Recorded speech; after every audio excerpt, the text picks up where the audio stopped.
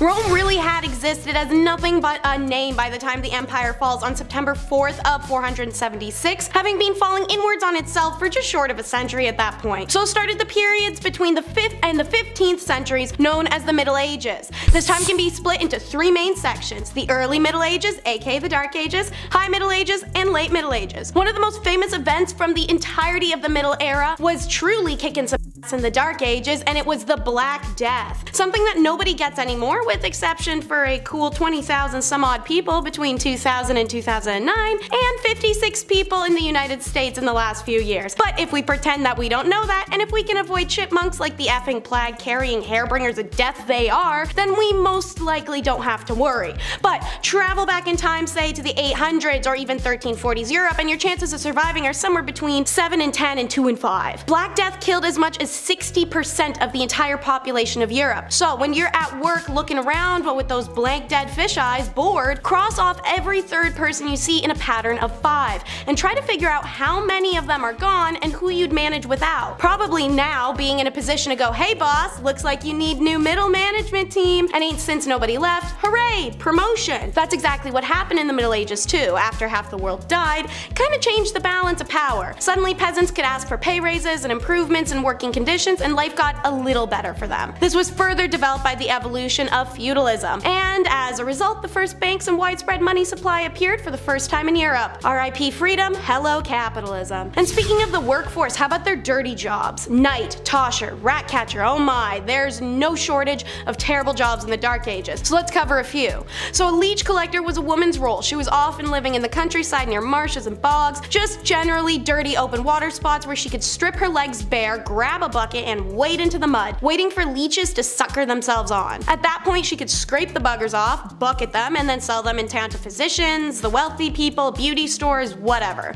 Enjoy the scabs and infectious diseases. The groom of the stool was a position for the royal household who was in charge of cleaning the king's badunkadunk, making sure it was clean and dry post his kingly, well, dumps. Tanning leather seems like it would just be hard. Don't worry, on top of stripping animal skin of its fur, soaking it and consequently yourself in lots of lime and salt, it also involved animal feces. See, you'd hire this other guy who somehow had a worse job than you. He's called a pure collector. He'd collect you dog poop, you'd grab it with your bare hands and mush it into leather to treat it. And don't get started on lime burners or treadmill operators, which was essentially a 50-50 death sentence job. And usually whatever job you ended up with was one for life, because chances are you stay in one place. Many people dream of traveling. My generation especially is one that's opting out of children in order to do so. This isn't new, and the human desire to travel and learn is something inherent, coming with curiosity and the need to discover. But this wasn't one of those times. Written records show that a sizable proportion of people not only didn't travel to other countries, they never even left their region or the village they were born in. Even if you did manage to travel, it wasn't planes and annoying but passable airport waits. The average traveler would often sleep out in the open air. Inns or other forms of accommodation were few and far between, and usually too expensive for the typical person to afford. So aside from the super fun chance of freezing to death overnight, travelers in the Middle Ages also had to worry about being robbed or attacked on the road. Many people therefore chose to travel in groups, but even then you weren't entirely safe. Your homies could turn on you at any second. Consider also that roads and pathways were rough, and this was a ridiculous era where even spraining an ankle could prove to be fatal. Then there's finally bridges, which are quite rare, especially outside of big cities, so you might have to cross rivers manually, and while they could memorize and recite Latin every day, these dummies couldn't swim. Drowning was all too commonplace. Even the Holy Roman Emperor Frederick I died while attempting to cross a river. So if you're gonna live in one region, one city, and one house your whole life, naturally it would be a dingy shack. Because peasants' homes were small, often just made up of one room. They were constructed of wattle and daub, a type of method of constructing walls in which vertical wooden stakes, or wattles, are woven with horizontal twigs and branches, and then daubed with clay or mud. Then they'd have a thatched roof to boot. And if they're well constructed, these bad boys could be waterproof and stand for a decent amount of time. But they required upkeep, and not everyone can afford that, especially seeing as it's essentially paper mache, twigs, and mud. You really had to stay on top of this. Inside of a hut, a third of the air area was penned off for animals which lived inside with the family. I know people that complain about the smell of a cat litter box. My guy, you could have had a whole donkey living next to the kitchen sink. Chickens, cows, pigs. Then, to really complement the mildew smell of rotting roof and the stink of sweat and feces covered animals, a fire burned in the hearth in the center of the hut so that the air was permanently eye-wateringly smoky. Furniture was maybe a couple stools, a trunk and bedding, and a few cooking pots. Beds were a thing, but they weren't very great. And don't forget a couple of dirty chamber pots kicking around the room.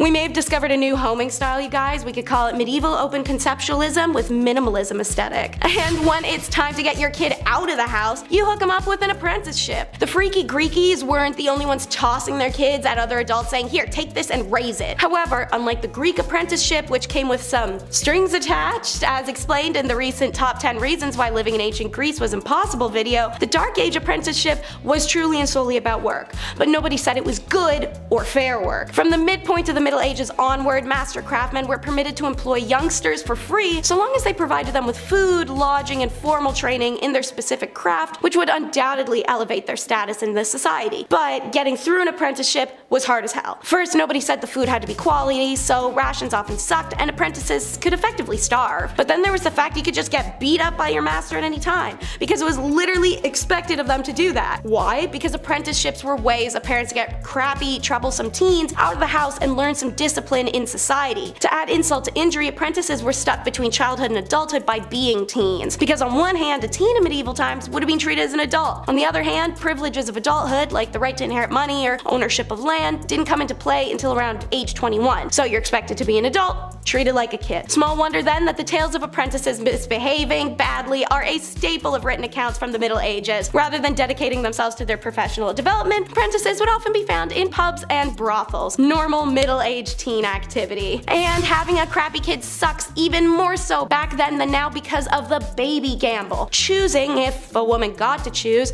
to have a baby was a hell of a decision in the Dark Ages. Plagues, famines, messed up weather, just not the environment for it, let alone women being regarded as morally weak and they weren't allowed to do things that modern women take for granted, like getting a job, deciding who to marry, having opinions, wearing pants. Your only two options were to become a nun or marriage. No work, no single living in the country, you get two options. And even if you weren't the most devoutedly religious, none was safer, if not a better option. Childbirth and pregnancies would kill 1 out of every 3 women in the Dark Ages. Compare that to today's maternity mortality rate as 1 out of every 0.028% of women. The fact that the female population now is significantly more equal in numbers to men in comparison, I think the choice is spectacularly easy. According to the Raven Report, childbirth in the Middle Ages and the Tudor period were so dangerous, royal women were encouraged to write out their last will and testament well in advance to giving birth. Just imagine adding that to the baby to-do list under decorate nursery and sew onesies. But on the flip side, some men weren't exactly capable of popping out babies, thus the impotence trials. Modern time has counseling, understanding doctors, and little blue pills, all sorts of resources to help men with that issue. But the Middle Ages? Whew, don't expect any real sympathy, not from wives or the whole community. Conjugal duties are taken hella seriously, partially because everyone was frisky and they're locked into having just one person for the rest of their life. And it wasn't just men who had the right to ask their partners to perform. Wives could also demand intimacy, and failure to provide, well, buddy, you're getting served. And many recorded cases of women being granted divorce due to their husband's intimacy exist to prove it. And they were carried out in public. Whole Judge Judy style throwdowns to called intimacy trials where accused man was expected to perform in front of the jury. To be granted a divorce, the woman had to prove her man was unable to perform, which wouldn't be shocking when you have an entire village watching with bated breath, even if it wasn't an issue before. Don't worry, a dude could save himself the shame of an annulment by calling on special witnesses such as working girls or other women from the past who could attest his manly prowess. Any medieval lady capable of putting her husband through such a humiliating ritual was almost always from a wealthy family. Lawyers and expert physicians didn't come cheap, but at the end of the day, men were literally able to cut our faces off in public or throw us in a fire alive for not baking bread right, so guys, I don't really think you can complain about this too much. Laws like this are one of the many stupid details that could have you randomly imprisoned.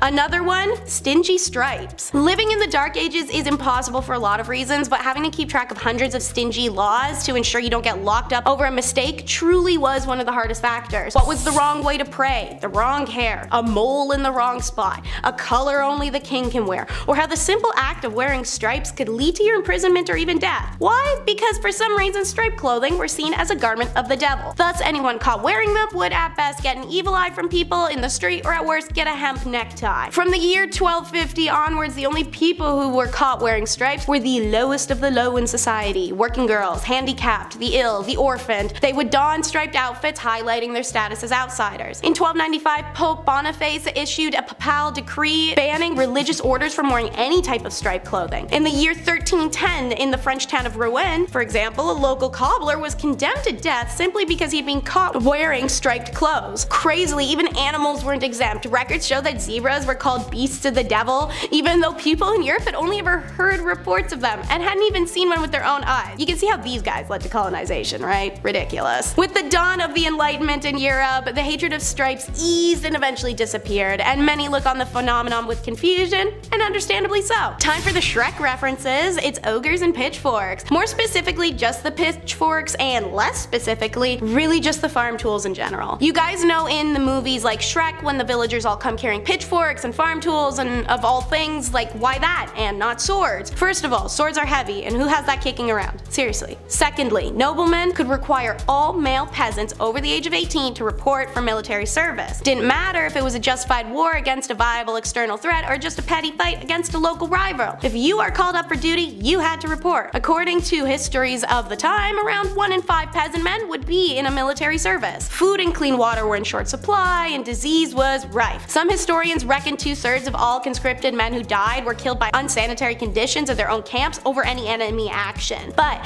peasants were required to bring their own weapons. Moreover, they would rarely receive anything more than rudimentary training, so they're sent to war unprepared and ill-equipped. Thus the thought process, well, if this tool works on my farm, for this, it'll work for that. So, what really sucked about military service in medieval times is how little was in for it for you. These days, joining the military can be a way of learning a trade or generally improving your lot in life. Not so back then. Feudal lords were fearful of their peasants getting too powerful, so you're once a farmer, you're staying one. If a peasant soldier got too skillful on the field of battle, there were several cases of them ending up mysteriously dead. It's like getting a Journalist of the Year award from the CIA. And finally, it wasn't just living that was impossible, but death sucked too. Alright, so evidently, whether from this video, others, or general universal knowledge, Dark Ages was pretty grim reality to live in. It's short, dirty, desolate, and brutal. But when it wasn't short, it was somehow worse. See, anyone over the age of 50, which was a crazy age achievement at the time, was deemed elderly. Unlike other cultures existing at the time, elderly in Europe are not even close to revered or respected. You didn't get to retire, having to pay your own way and continuing to work until physically you simply couldn't. Then, yeah, after that you're really just a burden. Your own kids are side-eyeing you and everyone's asking you why you haven't died yet. What's the big hold up here, guys? For many, death was the only real chance to escape from everyday hardships or working the fields and trying to get enough money and food to survive. And when that finally happens and you pass through and rejoin the energies of our earth, you will finally find your peace. Yeah, no, psych, that still didn't happen. According to some research in Europe during the Middle Ages, massive 40% of graves were disturbed. Now, this wasn't like grave robbing during the Enlightenment. There were no university medical schools paying good money for fresh corpses to study. Rather, most cases of grave disturbances were run-of-the-mill theft. Often people would be buried with a small selection of their possessions, perhaps a favorite cup, a locket, a stuffed animal toy, or other such trinkets. In tough times, even some dead person's mystery grave junk might be enough to tempt a broke thief to dig someone up. However, this wasn't always the case. There's some even weirder crap too. Archaeologists in England have found evidence to suggest that in dozens upon dozens of quote grave robbing cases, rather than looking for objects, those responsible bound and gagged the dead bodies and then left them like that. It seems like they're fearful of restless souls, or perhaps of the undead rising again. Who knows, they had a lot of problems back then. Number 10. The Doomsday Book, 1085. The Doomsday Book was created under William I, also known as William the Conqueror. Like, you're already the first, man, you don't need two names, come on. This guy basically drew up a book to document people's money so that he could tax them. Oh yeah, this is the very first time surveyors went town to town and recorded how much money you would owe for simply just doing you. Men would show up at your house asking how much money you made and document your spending habits. 5 shillings on groceries, huh? Okay. And 5 on that phone plan. Look, tax season's coming up, Arthur. It's not looking good, man. Talk about a bunch of crooks, huh? Imagine owing someone money for just trying to make an honest living. Yeah, thank God that didn't catch on, right guys? Oh, speaking of, I got a phone H&R Block. Number 9. The Crusades. A 3-part miniseries spanning over 200 years. These bloody and ruthless wars were battled between Muslim and Christians for the proprietorship over sacred sites and the land in the East Mediterranean. A 3-part miniseries spanning over 200 years. These bloody and ruthless wars were battled between Muslim and Christians for proprietorship over sacred sites and land in the East Mediterranean. Wars that resulted in 6 million deaths. The Knights Templar, a brotherhood of highly trained soldiers horseback bashing their way through the East. These guys were the real deal, almost like the Navy SEALs of their time. We've seen these paintings. The elite fighting force with the red cross painted on their chests. I wonder if they had to do a Hell Week. These soldiers were the most trained and savage fighters in all the Christian armies. Richard I leading the third and final crusade, earning him the name Richard the Lionheart. Back then the names were always something so aggressive and scary. It was never like Richard the Clownfish or Henry the Pygmy Goat. No, we need fear. Way more fear. Number 8. The Magna Carta. The year's 1215. We need some laws, people. This document was one of its kind. A document setting out the laws and limitations from the common man to King John himself. A legal system written down so that there are clear do's and don'ts. No free man shall be seized, imprisoned, dispossessed, outlawed, exiled, or ruined in any way, nor in any way proceeded against except by the lawful judgment of his peers, and the law of the land. Did you get all that? Write that down. Except women. They don't have laws. And they can't act in plays. Sometimes people needed to face the music. And even animals. Huh? That's right, animals. Being tried in a court. A lively and popular event trying any law-breaking animal from goats to pigs to even chickens. Ladies and gentlemen of the court, did you, Mr. Feathersworth, peck the floor, yes or no? Objection, Your Honor, leading the witness. My brain can't fathom this, guys. Number 7. The Battle of Bannockburn. This infamous battle between Scotland and England was one of the most important battles of the Middle Ages. The end of the bloody war for independence. Basically, Scotland was like, yeah, we're gonna go over here and roll our R's. The gruesome wooden wars were caused by the English invading Scotland in 1296. A leader slowly rising the ranks, William Wallace, the guardian of the King of Scotland himself, holds off the English forces and is knighted a hero to Scotland. Unfortunately, like every hero back then, he was also hated. He was captured, hanged, drawn, and quartered. Like, why do you have to do all that after he dies? Like, he's dead. Not fun. The battles between Scotland and England ended in 1314 with Robert the Bruce securing Scotland's independence, adding like 45 more dialects to the UK. Freedom! Number 6. The Black Death. Ooh, talk about a curveball. The year's 1348. People are saying things like, don't let the bedbugs bite. Clearly not a very clean and safe time. The Black Death, aka pestilence, aka the Great Mortality, or simply known as the Plague. Single-handedly the worst pandemic ever recorded in history, wiping out somewhere between 70 to 200 million people. Ooh, now I get where bless you comes from. Someone sneezed back then and everyone's dead at 14. This is where we see those doctors in the terrifying bird outfits with the long noses stuffed with garlic and herbs. Excuse me? Yeah, he's not wearing a mask. I'm just trying to watch a cat publicly get skinned. Yeah, 6 feet please. Some doctors prescribed urinating on a person so that the bad smell would drive out the infection. Can you imagine? Just a doctor writing you up a script and go ahead and pee on yourself about 4 to 5 times a day. Take with food. Should be gone early next week. And just let me put my mask back on here before you leave. There you are. The plague started in Europe in October 1347 when 12 ships from the Black Sea docked at the Sicilian port of Messina. Most sailors aboard the ships were already dead, but those who were still alive were covered head to toe in black boils that oozed pus and blood. Ugh. Sometimes the Black Death included fever, chills, vomiting, diarrhea, temporary loss in motor skills, and then of course, death. Number 5. Joan of Arc. Finally, a woman in the Middle Ages. Who'da thunk? Joan of Arc was considered and still is revered the heroine of France for her role in the Siege of Orleans during France's 100-year war with England. Joan of Arc, a peasant with faith on her side, had believed that God had chosen her to lead France in victory against England and had spoken to her since she was young. At only age 17, she had stolen men's armors, a white horse, and like a Valkyrie riding into battle, she had convinced an entire army that she was appointed by God to win. And then did! That's the most badass thing I've ever heard in my entire life. After such a miraculous victory, her reputation spread among France, and upon her capture and death at 19, the Maid of Orleans herself would forever live on as one of the greatest saints and symbols of the country of France. Number 4. Henry V. Another war? All these people do is kill each other. Does anyone fish? Or golf? No one, huh?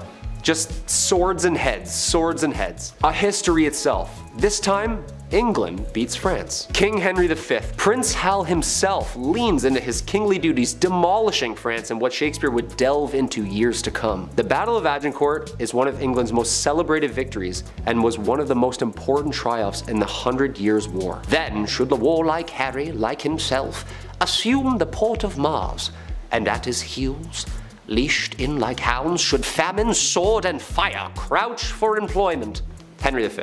Prologue. Good stuff. How come these guys didn't just like rap battle or play soccer or something? Like, an arrow right through the chest is way worse than a red card, just saying. Hey, speaking of soccer. Number 3, mob football. I'm not talking about the mafia. Put 1,000 on Brady, would you? I'm talking about mob football, also known as folk football. It's just like our modern day soccer. Town versus town.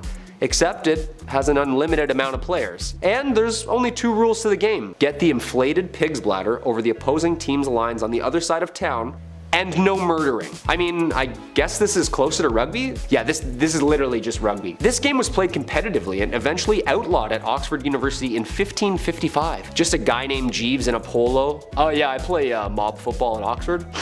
Yeah, I'm also in a frat. This game got so out of hand it was banned numerous times in England. There is great noise in the city caused by hustling over large balls from which many evils may arise which God forbid. We command and forbid on behalf of the king, on pain of imprisonment, such game to be used in the city of the future. Thankfully this game has calmed down over the years and now has become the most popular played and watched game across the world. Go Liverpool! Number 2, the printing press. The printing press is a machine that was designed for the mass printing of text, mostly in form of books and newspapers. With an unknown date of origin, first invented in China, this machine, designed in the 15th century by Johannes Gutenberg, was a revolutionary new form of writing which would only change the direction of history with the mass production of uniform text. Long story short, people didn't have to get the world's worst wrist cramp writing Hamlet over and over again. To be, or not to be, 86 more folios? The alphabetical metal keys would be placed into the device and slammed into the paper, pressing ink upon the parchment. You know there's gotta be some books half written in purple ink because they just ran out of black. Come on, we've all been there. Ink's expensive. Number 1, William Shakespeare. The Bard himself, arguably the most influential writer of the English language. William Shakespeare was born in Stratford, England. One of the easiest ways we can look back into the dialogue and lifestyle used by the people living in the Middle Ages. This playwright documents the world in which he lives from 1564 to 1616. Due to Shakespeare's unbelievable talent for building and fabricating an array of diverse stories and characters via players, modern day is able to see the Middle Ages and the similarities and differences the people were experiencing. His plays are based in the environment that they were written in. He writes about diseases, he writes about monarchy, he writes about women's rights. Okay, so no one actually got turned into a donkey by some fairies in the woods, but some of those wars actually did happen, and some of those kings and queens were really twisted. How this man created so many brilliant works and stories, all part of the mystery. What do you think? Genius? Or did the guy have some help? One man in his time plays many parts. Number 10, Where's My Mummy? Interior of a Kitchen, Oil on Canvas, by Martin Drolling, was painted in 1815 and depicts shades of browns, tans, beiges, and golds that were remarkable of the era. Where did he get these colors, some had wondered? Well, good old Martin had a little help from the dead. Mummy Brown was appropriately named as it was made up of, you guessed it, ground up mummies. From the 16th to the 19th century, many painters favored the pigment and it remained available well into the 20th century, even as supplies dwindled. Egyptian mummies are rare nowadays, not because a few survived thousands of years in their tombs, but because few survived the aesthetic and cannibal demands of Europeans. Eating Egyptian mummies reached its peak in Europe by the 16th century. Mummies could be found on apothecary shelves, either in broken shards or ground into powder. So why did these nutcase Europeans believe that there was medicinal value in a mummy? Bitumen. Abundant in the Middle East, where formed in geological basins of the remains of tiny plants and animals, it could be semi-liquid or semi-solid. It is viscous when heated and hardened when dried, making it useful for broken bones and rashes. Supposedly bitumen with wine cured chronic coughs, and combined with vinegar, it'll dissolve clotted blood. Other uses included the treatment of cataracts, toothaches, and skin disease. Because of the stickiness, it was called mum or mumia. You see where the mix-up is coming in? So when the invasive colonial Europeans saw the black stuff coating these ancient remains for the first time, they assumed it to be that valuable bitumen, or mumia, they'd heard about. They were quick to start gobbling it down. The mummified remains of Egyptian pharaohs were sold as medicine in Germany well into the 20th century. And speaking of the dead, how about using them for decor? Ballroom of bones is number 9. Not all bones are tasty enough to eat, and sometimes you got more of them than you can handle, so that's where ossuaries come in. In older times when people perished often before 50, there was obviously a lot more human remains to be disposed of. But sometimes there's not more space. So, as a space-saving technique, the skeletal remains of buried bodies would be dug up and moved into underground crypts called ossuaries. Many more remains could be stored that way, as bones didn't need the whole space that a body did, and could also be stacked, hung, or broken into position. The Brno ossuary in the Czech Republic is the second biggest in Europe, featuring chandeliers, artwork, words, crosses, really anything that can be made up of bones. These structures and pieces can be incredibly elaborate. Hull State Charnel House features hundreds of hand-painted skulls, and the Sadlec Church ossuary even features a large crown made up of human remains hanging over the pew where they preach from. If you're goth, you may want to consider that for a marriage location. Let's get hot with Greek fire in at number 8. Greek fire, arguably the Jesus of the flame world for its ability to walk on water, baffles historians and scientists alike to this day. Invented in the Byzantine Empire in the 7th century, this fire was used to defend their empire from invaders. Countless documentation verifies to us today that the stories of this fire was very real, but because its formula was a state secret, nobody's quite sure what it was used to create this liquid. The substance could be thrown in pots or shot from tubes. It apparently caught fire spontaneously and could not be extinguished with water. It could burn on top of it. It was heated and pressurized, then delivered via a tube called a siphon at the Grecian enemies. What's truly fascinating about Greek fire is that armies who captured the liquid concoction were unable to recreate it for themselves. They also failed to recreate the machine that it was delivered from. To this day, nobody knows exactly what the ingredients went into this mixture. Dance the day, night, and your life away with number 7 in the countdown. The Kabik incident is one of the first few recorded instances of dancing plagues. Later, there are stories of unstoppable, sometimes fatal, dancing in the German town Erfurt in 1247. Shortly after, 200 people are said to have danced themselves all over a bridge of the Moselle River in Maastricht until it collapsed, drowning them all. The 1518 event was most thoroughly documented and probably the last of several such outbreaks in Europe, which took place largely between the 10th and the 16th centuries. A woman reportedly stepped into the street and began dancing, seemingly unable to stop, and she kept dancing until she collapsed from exhaustion. After resting, she resumed the compulsive, frenzied activity. The more she continued, the more others were afflicted, and within a week 30 others mimicked her strange behavior. Alarmed city officials thought maybe more or better dancing was the solution, so they gathered up the real pros and some music and arranged dancing halls to help the afflicted boogie this out. Instead, the opposite happened, and now as many as 400 people were consumed by the dancing compulsion. A number of them died from their exertions. In early September, the mania began to abate, and that's the last we know of this phenomena. So what is this plague, and why were all these people dancing themselves to doom? Well, the explanation at the time was the usual stuff like demonic possession or your blood was too hot. Modern day, it's likely because of ergot poisoning from molding rye flour used to make their bread, as it's been known to cause hysteria and convulsions. To this day, hundreds of accounts of dancing plagues are found recorded in Dark Ages, but we have no explanation as to why. I don't see dead people, I see green people.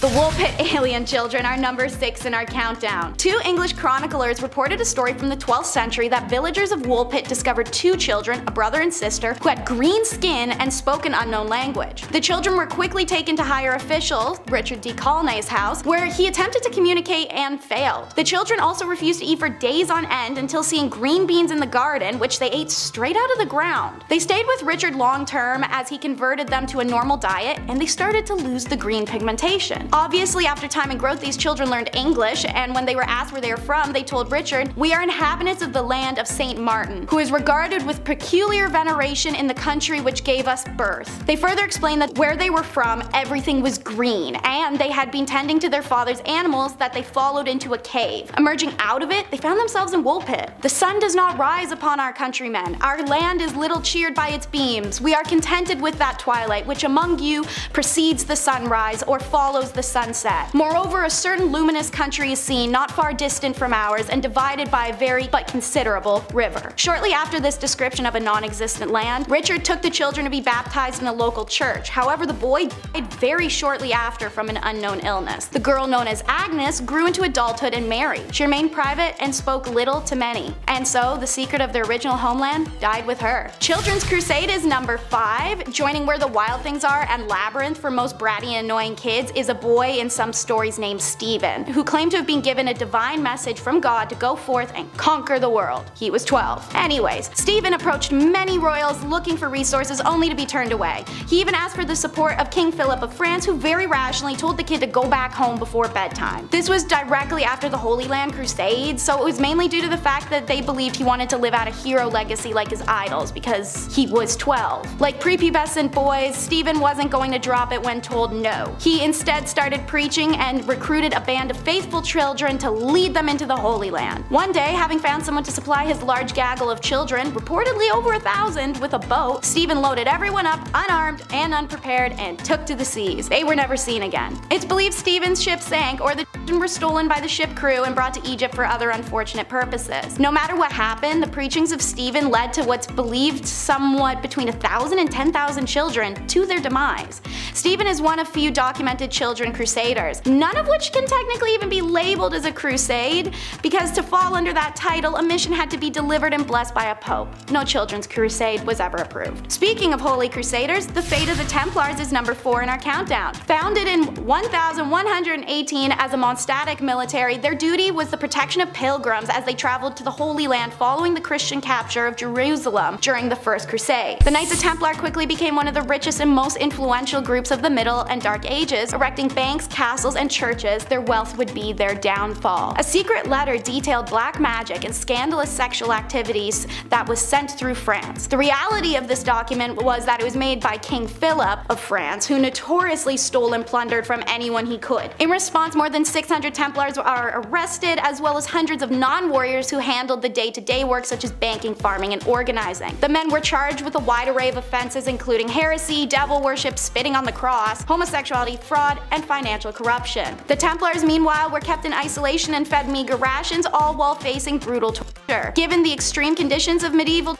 methods, it's not a surprise within weeks, hundreds of Templars just confessed to false charges. Their lands and money were confiscated and officially dispersed to another religious order, the Hospitallers, although greedy Philip did get his hands on some of the cash he coveted. Didn't know this guy was real, but the Pied Piper is number 3. The proof is etched in the Hamlinia face itself. An inscribed plaque on the stone facade of the so-called Pied Piper's house, dating to 1602, reads, AD 1284. On the 26th of June, the day of St. John and St. Paul, children born in Hamelin were led out of the town by a piper wearing multicolored clothes. After passing the Calvary near Koppenberg, they disappeared forever. The tale in fact has survived a very long time. Originating as medieval folklore, it inspired the Grimm brothers' legend The Children of Hamelin, and one of Robert Browning's best known poems, The Pied Piper of Hamelin. While there are some small differences in the stories, the basics remain the same. The piper was hired by the people of Hamelin to rid the town of rats. Trailing after their hypnotic notes, the rat catcher and his magical flute made them go to their demise. But when the town refused to pay the piper for his service, the savior came for Hamelin's children. Entranced by the notes of his magic flute, the boys and girls followed the piper out of town and simply vanished. So what happened to Hamelin's children? One theory is that the Pied Piper played the role of a so-called locator or recruiter. They were responsible for organizing migrations to the east, and they were said to worn colorful garments and played an instrument to attract the attention of possible settlers. Popular opinion is, if this is the case, the children may have been taken to the Berlin area, as the family names common in Hamelin at the time show up in surprising frequency in areas of Uckermark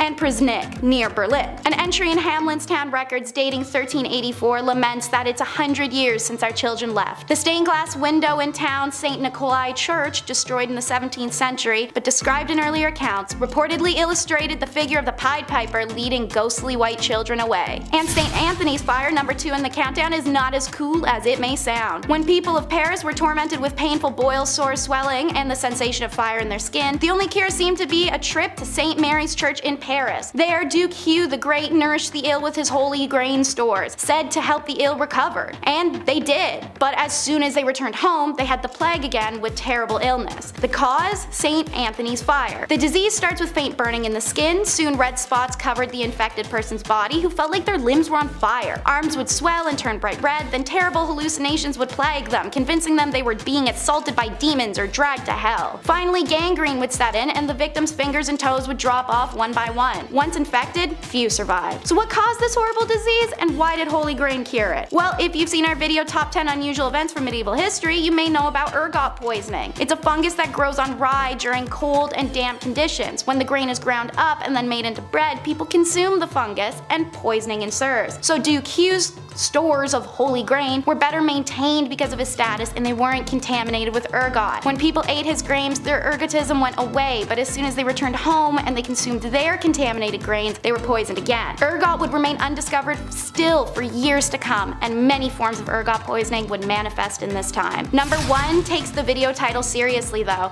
the Dark Age. It's said the 9th plague of Egypt was complete darkness that lasted for 3 days. Well, this may not be entirely wrong, with the exception of it actually being 18 months. In 536 AD, it said a huge portion of our world went under a dark, mysterious fog that fell on Europe, the Middle East, and parts of Asia. The fog blocked the sun during the day, causing temperatures to drop, crops to fail, and people to die. As a result, countless documents were found in this country of mysterious darkness. However, they weren't taken seriously until the 1990s, when researchers in Ireland noticed the rings on the inside of trees indicated some funny business around 536. Summers in Europe and Asia became 35 Fahrenheit to 37 Fahrenheit colder. China even reporting summer snow. They realized that the ancient witnesses were really actually onto something. They weren't being hysterical or imagining the end of the world. Now researchers also discovered what may be the main source of the darkness. A volcanic eruption in Iceland in early 536 helped spread ash across the northern hemisphere, creating a fog and altering the global climate patterns, causing years of famine. With this realization, accounts of 536 become real horrifying real fast. I mean, put it in perspective. One day the world is plunged into darkness, and then the sun just never rises again. In primitive times especially, this seemed to have a traumatic effect. We marvel to see no shadows of our body at noon, wrote Cassiodorus, a Roman politician. He also wrote that the sun had a bluish color and the moon had lost its luster, and the seasons seemed to become jumbled together.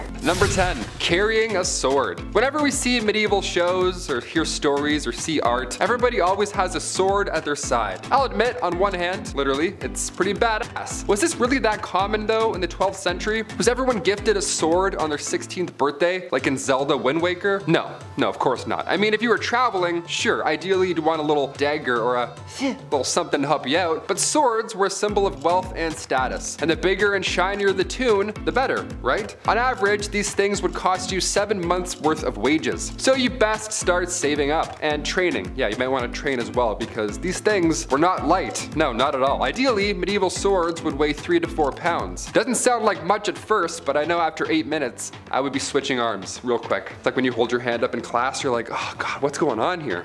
Gotta do some push-ups. In our number 9 spot today, we have the death cage. If you were to take a look at the punishments used in history, it quickly becomes clear that people of the past just really liked watching people die or have pain inflicted upon them. It's very strange, it's very dark, and it certainly is not for the faint of heart. The death cage is just one of the many horrifying punishments used during the Dark Ages. Essentially, this was just one method of execution that was extremely public, as they would strip the person down and lock them in an iron cage that was placed somewhere that everyone would be able to see. From here, the condemned person would be locked in there with no food or water, and everyone would just watch as they slowly died. Unbelievably messed up for a multitude of reasons, for sure. Sometimes, to make matters even worse however, the condemned person would also be slathered in milk and honey, so that they would also be attracting insects, just to make the whole dying process even worse. It's all bad. I'm just thankful that those days are over. Number 8. The summer of 1348, aka the Black Death. Now let's talk about this horrible event, shall we? If you thought summer 2020 sucked,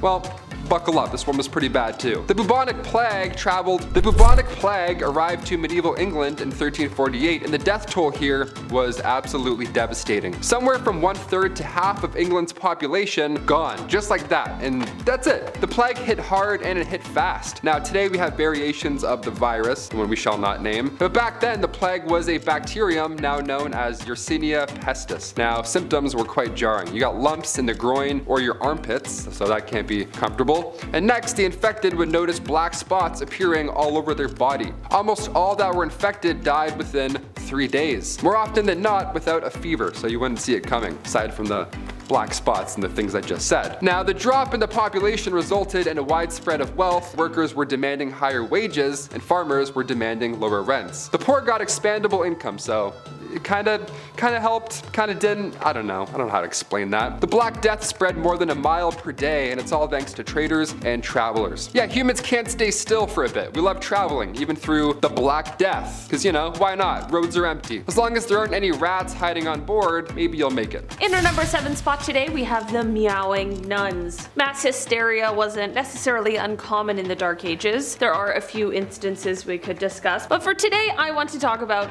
one of my favorites. In the book, The Epidemics of the Middle Ages, which was written by J.F. Hecker in 1844, there was the description of a very strange case of mass hysteria that broke out among nuns in a French convent in the Middle Ages. Basically, one day a nun in this French convent started to meow like a cat. I'm not sure why, I'm not sure how this started, all I know is that it happened. And you know what else happened? Other nuns in the convent began to also meow like cats. Eventually it became such a thing that all of the nuns in the convent would meow together for a certain period of time. And of course, everyone surrounding this area was like, what in the absolute heck is going on right now? This is actually a huge problem because in these times, cats were hated. People associated cats with the devil and with disease, so a bunch of meowing nuns was like the equivalent of doomsday. Apparently, the way that this stopped was that the police came and threatened to whip the nuns if the meowing didn't stop, which is definitely one of the weirdest things I've ever said. Number 6, peddlers. Ah yes, that medieval businessman just wandering along in the pine forest in hopes of not getting robbed, a classic image from medieval times. The Dark Ages were a dangerous game, right? So one can only imagine how hard it must have been for a merchant who travels the countryside for a living to sell goods. In Breath of the Wild, you're like, oh thank god, there's that one guy with all the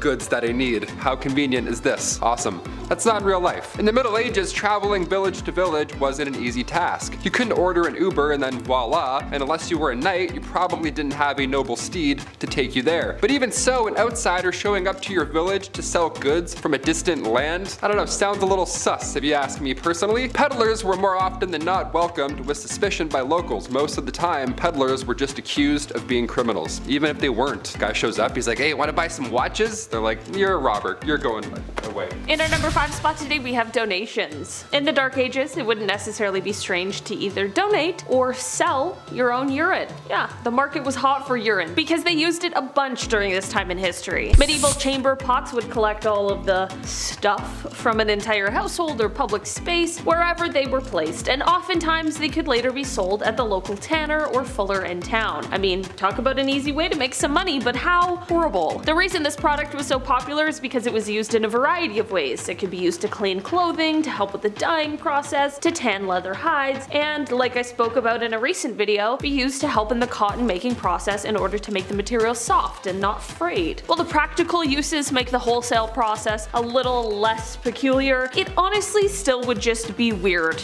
to have to sell your own pee or your neighbor's pee. Number 4, color coordinated. I get it, on Wednesdays we wear pink. It's nice to add a little color into your schedule at work, in the office. It's fun, sure, have at it. In medieval times, they were serious about their looks and colors. There was no around back then. Having rules about what colors and what type of clothing and hats you could wear, you named it. It was all based on your occupation or social level. Some colors were banned for certain professions. Imagine that. For example, imagine if you were a night worker, right? If I can say that, a woman, lady of the night. You weren't allowed to wear certain styles or colors. That's hilarious. Hey, welcome to Ontario. We don't wear jeans here. Got it? All right, now get in. 15th century English law banned knights or anybody below knights from wearing velvet, which is so random to me and so funny looking back back now. Imagine that. And you may know this one, but purple was a fancy color back then. Purple has been associated with royalty even since the ancient world. Natural purple dye was rare, and medieval Europeans believed that mixing dyes was unnatural and diabolic. It was a no-no. So they were missing out on purple for quite a while because they didn't want to,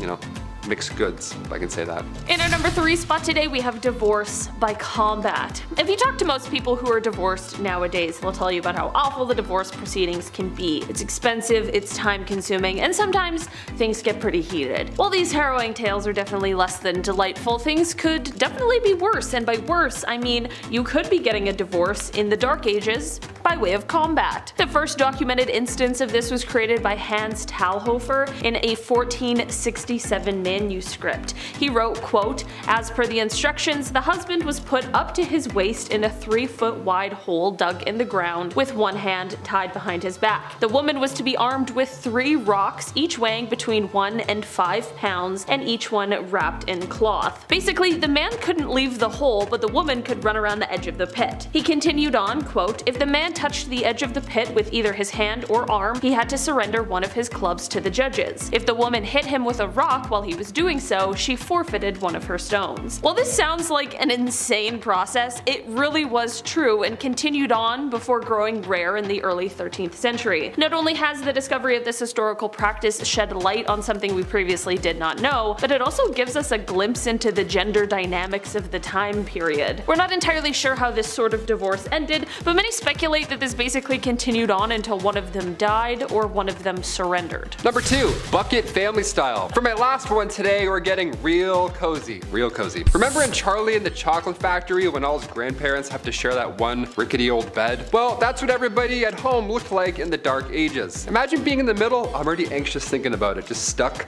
I mean, think about it though. Back then, space was so limited. Warmth is also a plus in those winter nights. And beds, they were massive. They were made of straw and wood. It was a whole thing. It was a whole situation. It's not like you could fit more than one of these in your home. No way, Jose. Even in the royal household, this was a common theme. King Richard I of England and King Philip II of France both had to sleep in the same bed as an act of diplomacy. Again, I would be so anxious and awkward there. I'd be like, oh, excuse me, Mr. King guy, you're snoring too loud. In our number 1 spot today, we have affairs of the court. If you know anything about marriage in the Dark Ages, you know that love was often not a part of it. To sort of piggyback off my last point, if you were in a loveless marriage, like most everyone else was in the time, but didn't want to go through the process of beating your spouse to a pulp or any of the other divorce methods at the time, you could instead turn to courtly love. This wasn't for the common household and instead was for members of the court, but it allowed the lords and ladies of the time to experience love and courtship despite what their marital status might be. Yeah,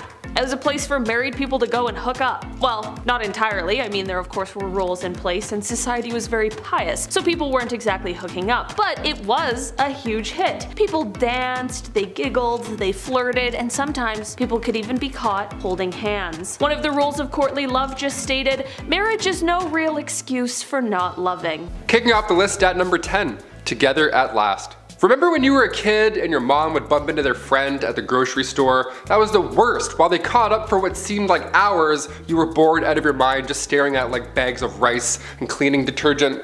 That's when the Shrew's Fiddle comes in. 2 women would be locked together, hands included, and face each other, all because they were too loud or they were arguing. These were used in the Middle Ages, most commonly in Germany and Austria, and the contraption would have 3 holes, one for each wrist and the third for your neck. Now sometimes they would attach a bell to these Shrew's Fiddles to alert the town that the victim was walking by, you know, in order to talk smack, maybe huck a tomato or 2. But the double fiddle, that was the worst. You weren't released until the argument had settled. Some families have an argument shirt where they put the 2 little siblings in and they can't take the shirt off until they get along. This is like a horrible medieval ages version of that. Much, much more uncomfortable. Not made of cotton. Or funny. Just bad. Just all bad. Number 9, point blank period. Alright babes, let's try not to shudder, but let's talk about periods for a second.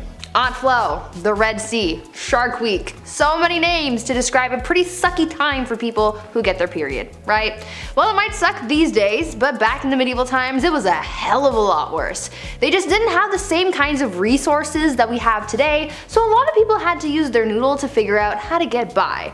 Period products weren't really a thing back then, so people had to get creative. They would use rags or other linens to fashion a pad, but underwear also wasn't really all that popular yet, so they had to find a way to keep things in place. They would also sometimes fashion a makeshift medieval tampon of sorts where they would wrap cotton fabric around a twig and shove it up their hoo-ha. Sounds mighty uncomfortable if you ask me. Some people would also seek out bog moss because it was remarkably absorbent, so they would make their period products out of that sometimes too. This type of moss garnered the name blood moss because of its use in treating wounds and use in period products. For other people who just couldn't create these kinds of things, they would just resort to wearing red the whole time, so everything just kind of blended in. Menstruation, but make it fashion. Number 8. The ducking stool. This next one requires so much effort as like a team. I can't believe this was a real thing.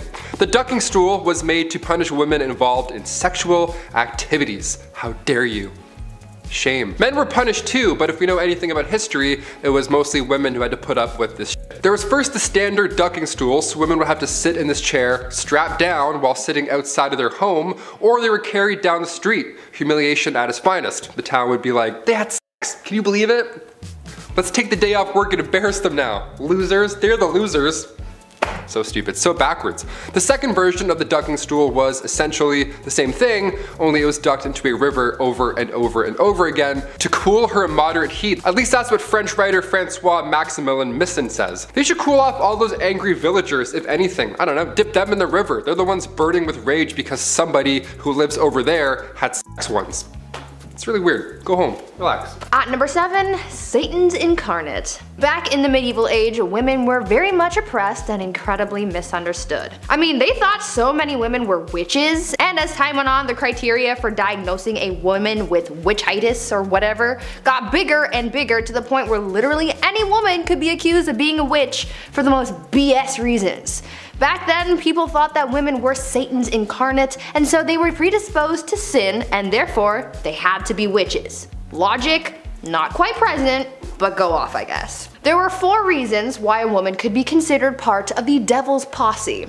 1, because it was believed that women are foolish and gullible, which is why they turned to magic.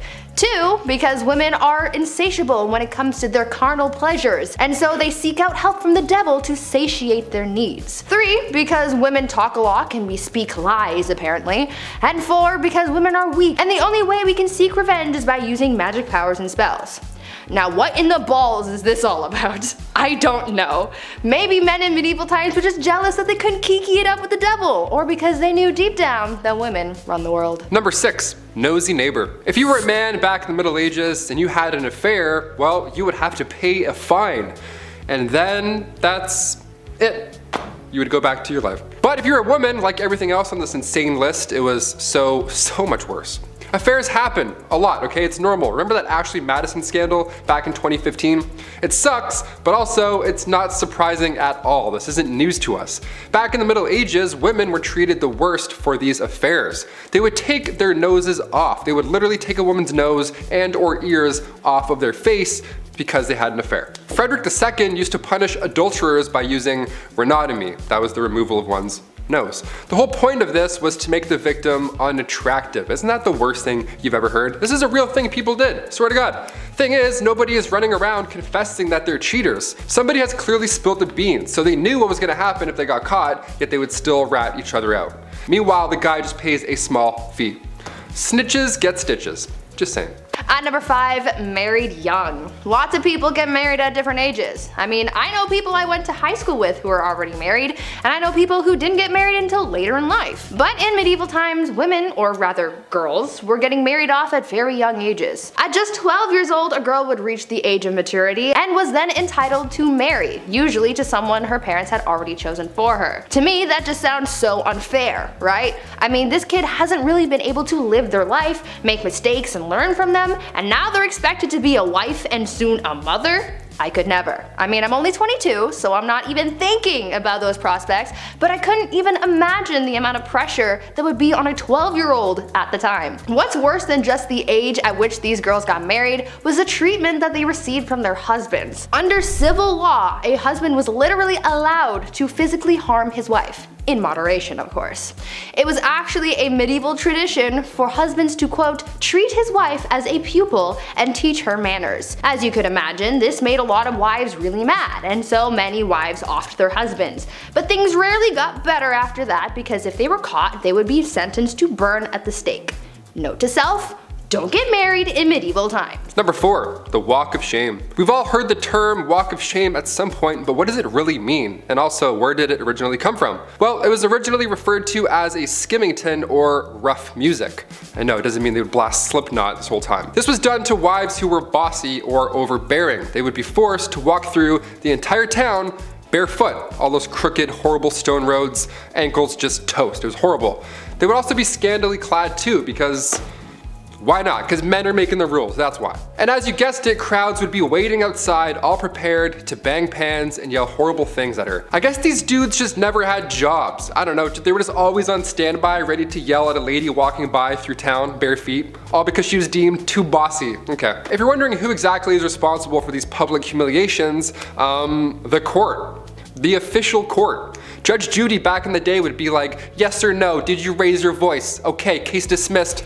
Take your shoes off, we're done here. What a joke. At number 3, ladies of the night. Sometimes you gotta do what you gotta do to get that coin, right? We all have our side hustles and dead-end jobs to be able to afford rent and whatnot. And sometimes we're not exactly proud of the work that we do to make money. It was the same back in medieval times. People had to find any means to make money, and for a lot of women, they used what their mama gave them to support themselves and their families. One of the more positive sides of life for women in medieval times was the fact that being a woman of the night was actually a recognized profession. Later on throughout the times, this profession would be deemed illegal, but in medieval times, it was as common as being a baker or something. These women were actually considered to be merchants because they sold their bodies as if it was any other sellable good. Being a woman of the night was such a common and widespread profession that nearly every town in medieval times had a brothel, even in towns with small populations. So yeah, maybe they didn't have that big of a marketplace, but they no doubt had a place where you could go see some quality mommy milkers. Number 2, grand theft witchcraft. If you were a woman in the Middle Ages, you were accused of being a witch pretty often. They thought women communicated with the devil, like Bree mentioned earlier, just because some townsfolk with 3 teeth said so. Great, thanks Abe. Good job, good report. The punishment for practicing witchcraft wasn't a heavy fine like guys who cheated, but they would be burnt at the stake. This was popular in Scotland along with drowning. Those are the 2 big ones. Remember earlier how I said women would sometimes be dipped into a river or a pond? Well, they would also sometimes just be left there. It's called witch dipping, and depending on if she floated or sank, that's, you know, witch or not. The dumbest thing I ever heard. If you were charged with treason or witchcraft, that was the ideal punishment, because it surely beats burning to death in front of an entire village. This all got out of control come the start of the 17th century with the Salem witch trials. That's when people were like, you know what, I think this is wrong. I think we should stop, let's put this torch out, I think we're good. That's when 19 people were executed for being witches. God forbid you knew how to do bedmas in the Middle Ages. Also, that's a lot of coordination to get that many townsfolk together and be like, okay, you need this, how many people are standing here? Almost like you would use basic math to figure that out. You're a witch too. Spoiler alert, we're all witches, because we know things. I don't know, I hate this. And finally at number 1, crimes of the heart. For some unknown reason, people were really out here in these streets in medieval times trying to accuse women of everything. Witchcraft was a common accusation, but the other common crime that women were often accused of was adultery. But you see, the thing is, someone could accuse a woman of adultery even if she never had physical contact with another person. Now, how the heck does that work, you ask? Well, it depended on where these people lived. During the medieval age in the Byzantine Empire, it was considered adultery if they spent a night outside of their husbands' or parents' homes. In Slavic parts of Europe, a woman could be considered guilty of infidelity for simply going to a public event. I'm pretty sure with this logic, if you even breathe in the same general vicinity of a man, then you could be accused of adultery. I mean, what the F is that up? The only bright side, I guess, is the fact that when it came down to punishments for adultery, men usually got the worst punishments in comparison to women. However, they would be accused of this crime way less often than women, so I guess in a way we still got the short end of the stick. Damn it. At number 10, fashion. Back in the Dark Ages, fashion and high quality clothing were a symbol of status in society. For the elite, it was their way of displaying their wealth and high status over the poorer population. Because this meant so much to them, obviously they had to go above and beyond with their looks, and oh boy, did they take things to a whole new level. Everything was super exaggerated. For women, they just wore the finest dresses, but for men, that's where things got spicy. Male fashion was quite something. They would often wear dangerously short tunics with tights and belts to really snatch their waists, followed by the codpiece to really accentuate things down under, you know? But their shoes! Don't even get me started on their shoes. They wore some seriously pointy shoes, and to them, the longer and pointier, the better. Their elf-looking kicks were really what screamed, "I'm better than you" to the rest of the public. Some shoes were so long that they had to be reinforced with whalebone to keep their shape. These people looked pretty ridiculous, at least to our modern standards, but back then wearing pointy shoes and tunics with the codpiece was like the equivalent to wearing a full Gucci fit. At number 9, helmeted chickens. In the Dark Ages, peasants didn't really get the best food. The good stuff was more so saved for the members of the elite, and these people ate some good stuff. I mean, to us it's weird, but to them it was finger-licking good. Speaking of finger-licking good though, let me tell you about one of their weirdest foods, helmeted chicken. No, it wasn't a special chicken that was prepared with special ingredients or whatever. It was literally what the name is, a helmeted chicken, aka a chicken with a helmet on. I know, weird, right? This was a theatrical dish to say the least. It featured a regular old cooked chicken that was stitched to a pig like he was riding on its back, and to add a special little something something, the cooks would fashion a tiny helmet to make it look like a guard or knight for whatever lord or king that they were serving this bizarre dish to. This was a fan favorite because of how extravagant it was, but that trend sort of lived and died in the Dark Ages because you can't catch any chef doing something like that these days. Gordon Ramsay would have a fit over this one. Before I carry on telling you guys about all of the weird and crazy things that people did back in the Dark Ages, I would first like to ask you guys to leave a like on this video if you're enjoying it so far, and also consider subscribing as well to see more videos like this one. At number 8, beautiful death. Death was kind of a big deal in the Dark Ages. Sounds weird, but you also have to take into account the fact that the average life expectancy was only about 30 years old, so really, you didn't have long. Also, people back then were faced with some pretty harsh times like famine, cold, and of course the Black Death. Because they had to face death so early on and so often, the so-called art of dying came to be. The whole premise behind the art of dying revolved around dying a good Christian death. According to those who lived in the Dark Ages, your death had to be planned and peaceful. When someone was on their deathbed, they would concern themselves with accepting their fate without, quote, despair, disbelief, impatience, pride, or avarice, end quote. This art of dying thing was very popular amongst priests, and this actually led to a lot of painters at the time depicting people in holy professions as submissive to death and what was to come for them. At number 7, Feast of Fools. One of the more lively aspects of the Dark Ages was the many festivals and holidays that were celebrated. Though most of the population worked grueling hours for days on end, they often got breaks to hold celebrations. Most holidays and celebrations that were held were religious, but others were just silly and were designed for people to have fun, like the Feast of Fools for example. The Feast of Fools was held in early January and was inspired by the pagan festival of Saturnalia. This was a pretty interesting festival because it involved swapping the highest respected officials with serving maids, and they became masters and were crowned kings of misrule. This festival first started as something confined to the church, but soon became a bigger affair with parades, comic performances, music, costumes, and even drag. These people really liked their festivals. Another pretty weird festival that they held was the Festival of the Ass, where a young girl carrying a child would ride on the back of a donkey into a church, and during the service, instead of saying amen, they would say hee-haw like a donkey. I know, bizarre, right? At number 6, soccer. These days, people regard soccer or football as a modern European sport, and though it is popular in these modern times, it turns out that the sport has been around a lot longer than you might think. Soccer was first played back in the Dark Ages, however, it is very different from the soccer that we know today. Back then, the sport didn't even really have a name, and there were no rules either. The only thing that people followed when playing the game was the objective of winning. Back then, you were allowed to win by any means necessary, besides deliberately offing people, of course. Back then, soccer became known as a pretty brutal sport. It was violent, chaotic, bloody, and sometimes even deadly.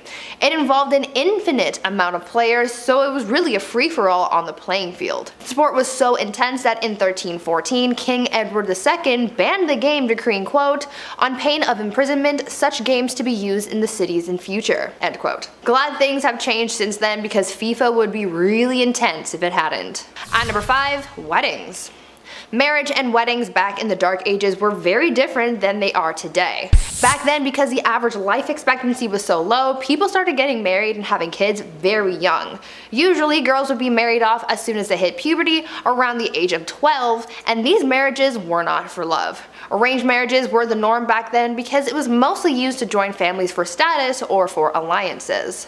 Marriage ceremonies were also very different back then. Because marriages just weren't as big of a deal back then as they are today, it didn't matter where you got married or how soon. Most people didn't need permission to get married, so they could hold the ceremony anywhere. Marriage ceremonies were held in places like pubs, in the middle of the street, or even in bed. Because of this, it made it really hard to know who was really married and to whom until the 12th century, when it was declared a holy sacrament that must be observed by God. To make things even weirder, the consummation of marriage was also pretty odd because it wasn't a private affair. The act of bedding wasn't seen as an intimate moment between the couple, but rather an investment in the union, so it was observed by witnesses. I am certainly glad things have changed. At number 4, jesters. You would think that being a court jester in the Dark Ages would have been a pretty bleak job, but you would actually be wrong. I mean, yeah, they looked funny with their outfits and hats modeled after the ears of a donkey, but jesters actually held a lot of power in court, making their job a pretty good one compared to other common folk. The court jester's job was to make people laugh by doing tricks, stunts, and telling jokes. Sometimes a jester would poke fun at the king or lord that they served, or would make comments about a kingdom's politics, and for a lot of people, saying these types of things would give them a one-way ticket to the gallows, but not the jester. Because of their profession, by royal decree, anything that they said was taken as a jest or a joke, so no one could get mad or offended at what the jester said or comments on. Basically, the jester was the one person in the court who was immune from medieval cancel culture. They could offend anyone they wanted to, and no one could stop them. At number 3, unicorns and Jesus. The thing about the Dark Ages is that it was full of superstition and mythology. Within this period of time, there was a lot of confusion when it came to religion, as paganism and the rise of Christianity were both hot topics. Many times, superstitions and mythology from paganism made its way into the religious beliefs of Christians, and things were known to get a little weird. Take, for example, the unicorn and how it was incorporated into the Christian beliefs of the Dark Ages. It is believed that a mistranslation of what is thought to have been an ox is what brought unicorns into Christianity. Because of this mistranslation, the Bible likened Jesus to a unicorn. Since it was in religious texts, people in the Dark Ages sort of just ran with it, and so they started incorporating the unicorn into many religious artworks. To further this whole unicorn thing, they made up a superstition that only innocent maidens were allowed to touch unicorns, and they even used the unicorn to come up with a rather uncomfortable allegory of Christ entering Mary's womb. This unicorn thing was also fueled by the Vikings at one point, as during the medieval age, Vikings were known to con people into buying narwhal tusks marketed as real unicorn horns. At number 2, divorce by combat. Back in the Dark Ages, if you wanted a divorce, you had to be willing to fight for it. Literally. In medieval Germany, couples would take to the ring to settle their disputes, and it was quite the showdown. Trial by combat was the common way of settling arguments back then, but when a husband and wife were fighting, things were a little more interesting than just having an all-out brawl. During these divorce by combat proceedings, the husband had to stand in a hole with his hands behind his back, while the wife ran around in a circle with a bag full of rocks. I don't really see how this settled anything, but who am I to question the methods of the Dark Ages? And finally, at number 1, Animal Court. I think that one of the weirdest things about life in the Middle Ages was their legal cases. As I just told you, their divorce proceedings were literally a trial by combat. They also found bizarre ways of trying someone if they were accused of witchcraft as well, and that was pretty dark, but the strangest court battles involved animals. Yes, animals were sometimes put on trial back in the Dark Ages. All animals from livestock to pets and even insects were not safe from the law, and they would be put on trial if they were suspected of breaking the law. According to records from the Dark Ages, at least 85 animals were put on trial for a number of reasons. Pigs were the ones who were put on trial most often for chewing off people's body parts and even eating children. In 1474, a rooster was put on trial and found guilty of the unnatural crime of laying an egg, and even unwanted rats were put on trial and received strongly worded letters demanding that they leave the premises.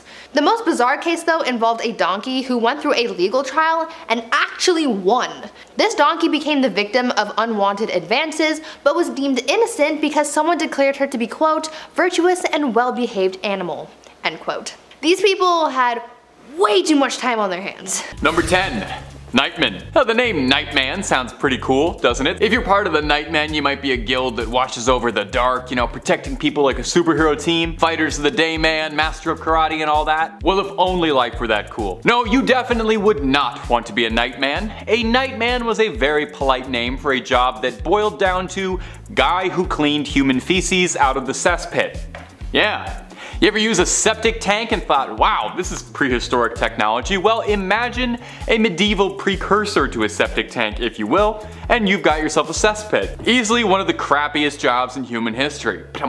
Now the name makes it sound like you'd only be doing this for a few hours, right? Were it so easy, humble Nightman. Nightmen would dig for weeks at a time gathering their goods, as they were usually paid by weight, not hours. Consider that, and then consider that any of the lovely amenities you and I have to avoid bacteria, masks, sanitizers, these guys had never even heard of and were shoveling stacks of crap by the literal ton with their hands and faces uncovered, huffing in unimaginable fumes. I imagine that's the kind of work that changes a man on the inside forever. Number 9. Fuller. Perhaps one step down from the humble work of shoveling refuse all day like a nightman is the honest life of a fuller. You see, a fuller's job was to remove the oils from cloth woven from sheepskin and wool. Wool, naturally waterproof thanks to the oils on the sheep's skin, but the underside is very coarse and easily frayed and therefore needed to be dealt with before it could be made into things. Nowadays, we would just use an alkaline solution, call it a day. However, back then, chemistry sets weren't really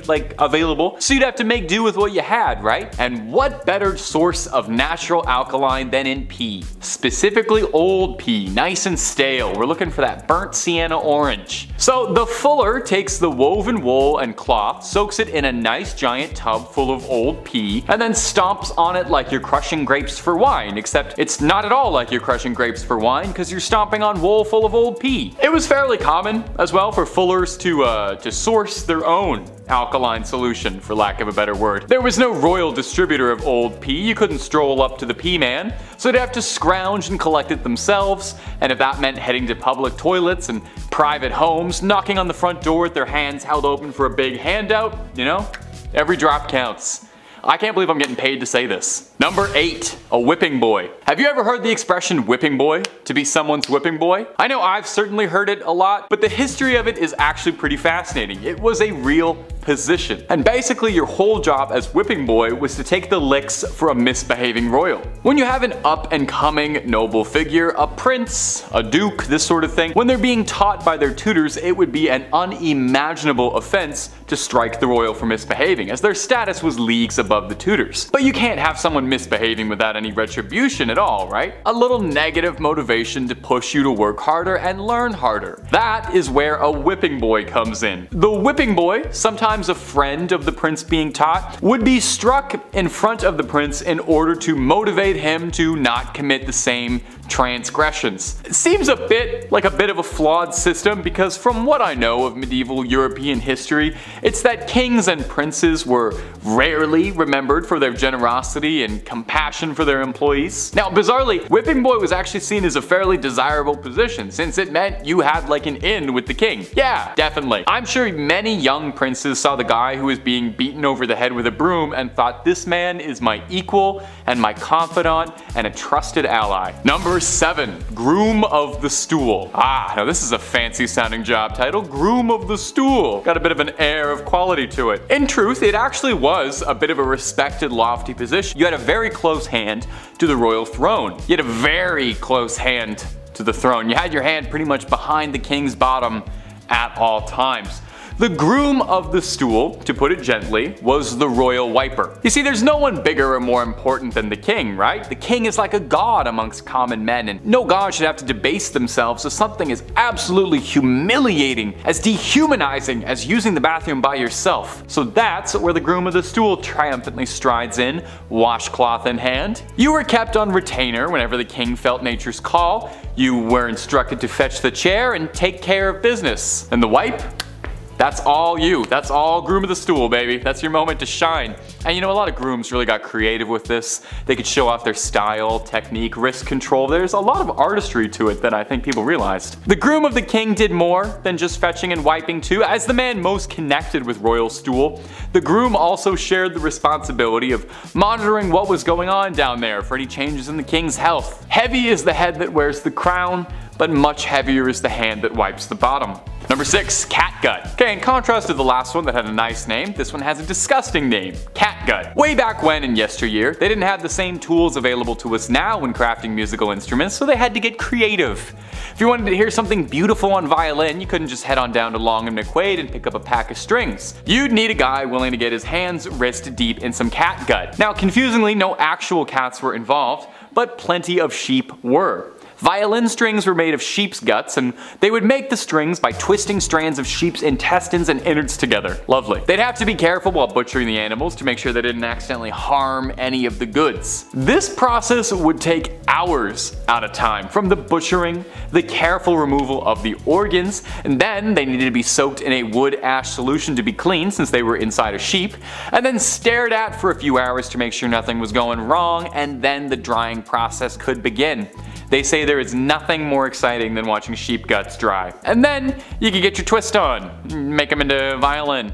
Absolutely disgusting, but when you hear the sweet strings of Ave Maria and you hear how finely tuned those sheep intestines are, you know it's all worth it. Number 5, Sin Eater. This is one of the most metal job titles around. I'm pretty sure the Sin Eater was a boss in Elden Ring, wasn't he? He's in Caelid somewhere? This is definitely one of the more unholy jobs in this list. Not as disgusting as gut stringing or crap slinging, but pretty horrid in its own right. Sin Eaters ate sins, and the best way to eat a metaphorical concept of wrongdoing was to eat bread off the corpse of someone who died recently. The idea being that the sins of the man would be transferred onto the bread? I don't know. Anyway, they eat the sins, and the deceased gets to go off to heaven without worrying about their history, could go on peacefully, and the sin eaters make some coin. They were willing to take a risk dooming their mortal soul for a bit of coin. Man's gotta eat. I wonder though, is it worth it? Like, what if you eat too many sins and you don't have any room for dessert? Do sins have an added flavor? I imagine it's got like just a little kick, like a sriracha, like it's a little hot on your tongue. Number 4, lime burner. Now, a lime burner doesn't sound so bad at first. Lime mortar is a common building material, being traced back to the 1st century, but it's not particularly easy to work with. Bear with me while I try to explain the technicals. I'm not as smart as a 1st century engineer, you see. In order to use it, you need to remove the carbon monoxide from the calcium-rich stone, taking the stone and cooking it in a kiln at around a cool 800 degrees. It's not too bad, right? Well, that carbon monoxide has got to go somewhere, mostly in the air. All that carbon monoxide and dust chalk would just float around in the air where you'd be taking big, heavy, deep breaths in. And I'm not sure how much you know about carbon monoxide, but it's consistently the #1 spot on Rolling Stone's magazine list of top 100 substances to not breathe in. On top of this, did you know that superheated lime mortar is violently volatile against water? Meaning that if you were to sweat in a building that was 800 degrees at any given time, it would have disastrous consequences. Be careful. Number 3. Rat catcher. It doesn't sound fancy, but it's exactly what it says in the tin. You catch rats. You gotta wonder why you wouldn't just outsource this to the cat community. They're very good at this sort of thing. Rats, cute as I find them, at the time were filled to bursting with plague, disease, all kinds of grossness. Castle stockrooms were filled with grain, vegetables, and herbs, and if you're a rat, those are the things that make life worthwhile. Rats were a problem for nobility, but an even bigger issue for common folk and peasants, because if these little rats ate up what little grain you had, you would go destitute fast. But oh, come on, who can say no to their little pawsies and their little eyesies? I'm biased, I love rats. I would be a rat catcher if I could. Some rat catchers allegedly were reported to have raised their own supply of rats in order to squeak a few extra dollars out of the town. That's hilarious, by the way, love that scheme. Now traditionally their methods would involve things like leaving out traps or poisoned herbs. That wasn't always enough though, so rat catchers would also invoke the old methods, namely magic, and try to entice rats away with spells. This often didn't work terribly well since rats are naturally resistant to magic, like everybody knows this. Number 2. Plague bearer. The plague ravaged London and Europe, leaving behind a wake of bodies and a stack of corpses as high as your medieval eyes could see. So somebody had to deal with all of that, right? A street sweeper of sorts was needed. You remember in Monty Python and the Holy Grail when Eric Idle is going around ringing his little bell telling everyone to come bring out their dead? Hilarious, right? Well, it's partly based on reality because this is more or less what a plague bearer really was. The parish would hire out plague bearers who would then tour the streets of the village or town or whatever, wagon in hand, collecting the bodies of the ailing and dead to go dump in a mass graveyard shortly after. Tons of fun! They would spend their nights surrounded by dead bodies and their days in the church with the same dead bodies because according to the church's law they were required to live there to prevent spreading what they were dealing with to anyone else. This might be history's first case of social distancing. And finally, at number 1 of the jobs you don't want is executioner. We've all heard of this one, and we're probably conjuring up a pretty vivid image of a burly shirtless monster in a black hood with a big ol' axe or something, wielded by someone who can't get enough of their day job and love their passion of separating necks from heads. In actuality, medieval people weren't that psychotic, and most executioners didn't join the practice out of a love of the game, but were usually coerced into it. Some were butchers who were called to the job, some were criminals who could do the job in exchange for a reduced sentence, but most commonly, it was a family business. If your dad was the town executioner, it was very likely you would be next in line to wear the hood. Now the downsides to this job seem immediately obvious. Unless you're super into bloodshed and death, it's probably not the cheeriest job. Seems like the kind of thing you'd take home with you, you know? Kinda hard to lay loose and relax after that. But you know what's worse than the weight of taking another man's life? Social isolation. Executioners were not particularly well liked, looked down upon as outcasts, sometimes even forced to live outside of town. Well, you know what, executioner? It could be worse. You could be the groom of the stool, you could be a nightman, so count your blessings. Kicking off the list at number 10, an arming squire. Being a knight. Okay, obviously this sounds cool on paper. They have the sword, they have the horse, the flowing lady, the gal on the back of said horse. They're saving the damsel in distress or something, right? Sometimes they lose a hand like Jaime Lannister, but that's just what being a knight is all about, right?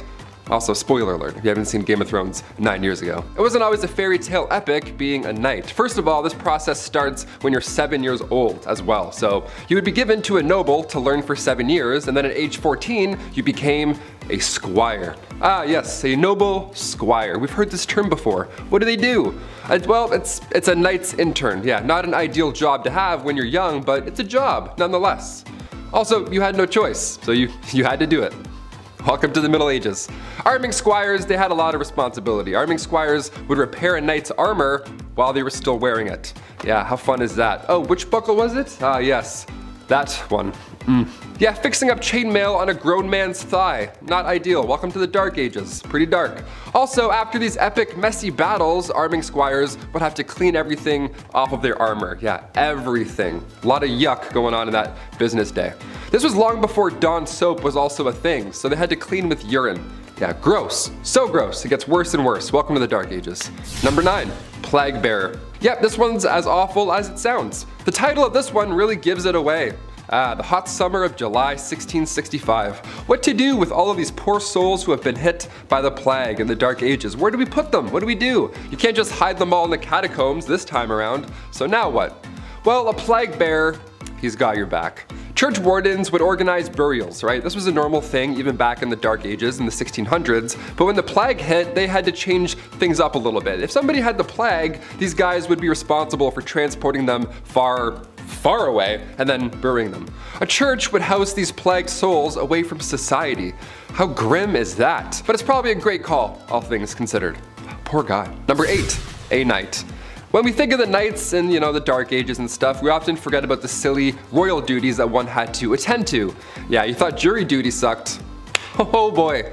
Beastly justice. You ever heard of this? If not, buckle in.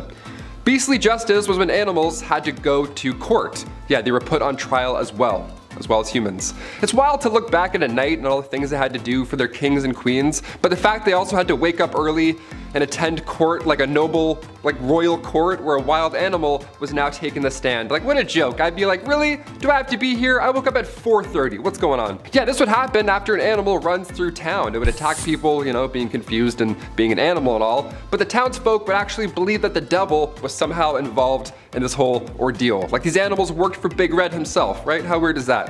In 1457, villagers in France had to deal with 6 pigs who ran wild and attacked locals. They did a lot of damage apparently, but instead of just, setting the animals free or putting them down or whatever, they just took them to court. A real court, like a real trial. There was a judge, a couple prosecutors, 8 witnesses, a defense attorney for the pigs, which I gotta say that we gotta do a list on that. That's a terrible job. That's one of the worst jobs ever, I lightly introduced here.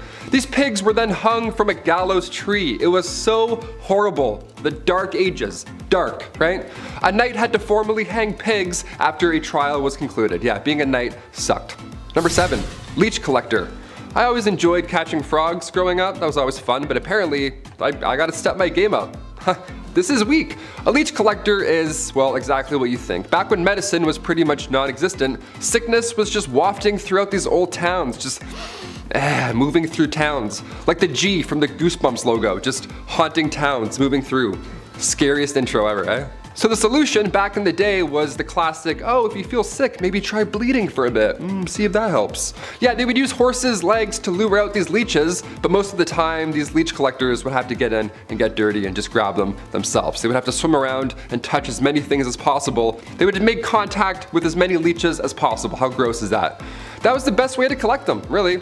I would have fainted so often, that is horrible. The loss of blood here was obviously so intense, so it was a, horrible job to have. And on top of that, you gotta look out for the same reason they need leeches in the first place. Disease. Yeah, that's still out there. Leech collectors were so common throughout the 18th century that leeches basically were extinct at that point. We almost lost leeches. So close. Number 6, jesters.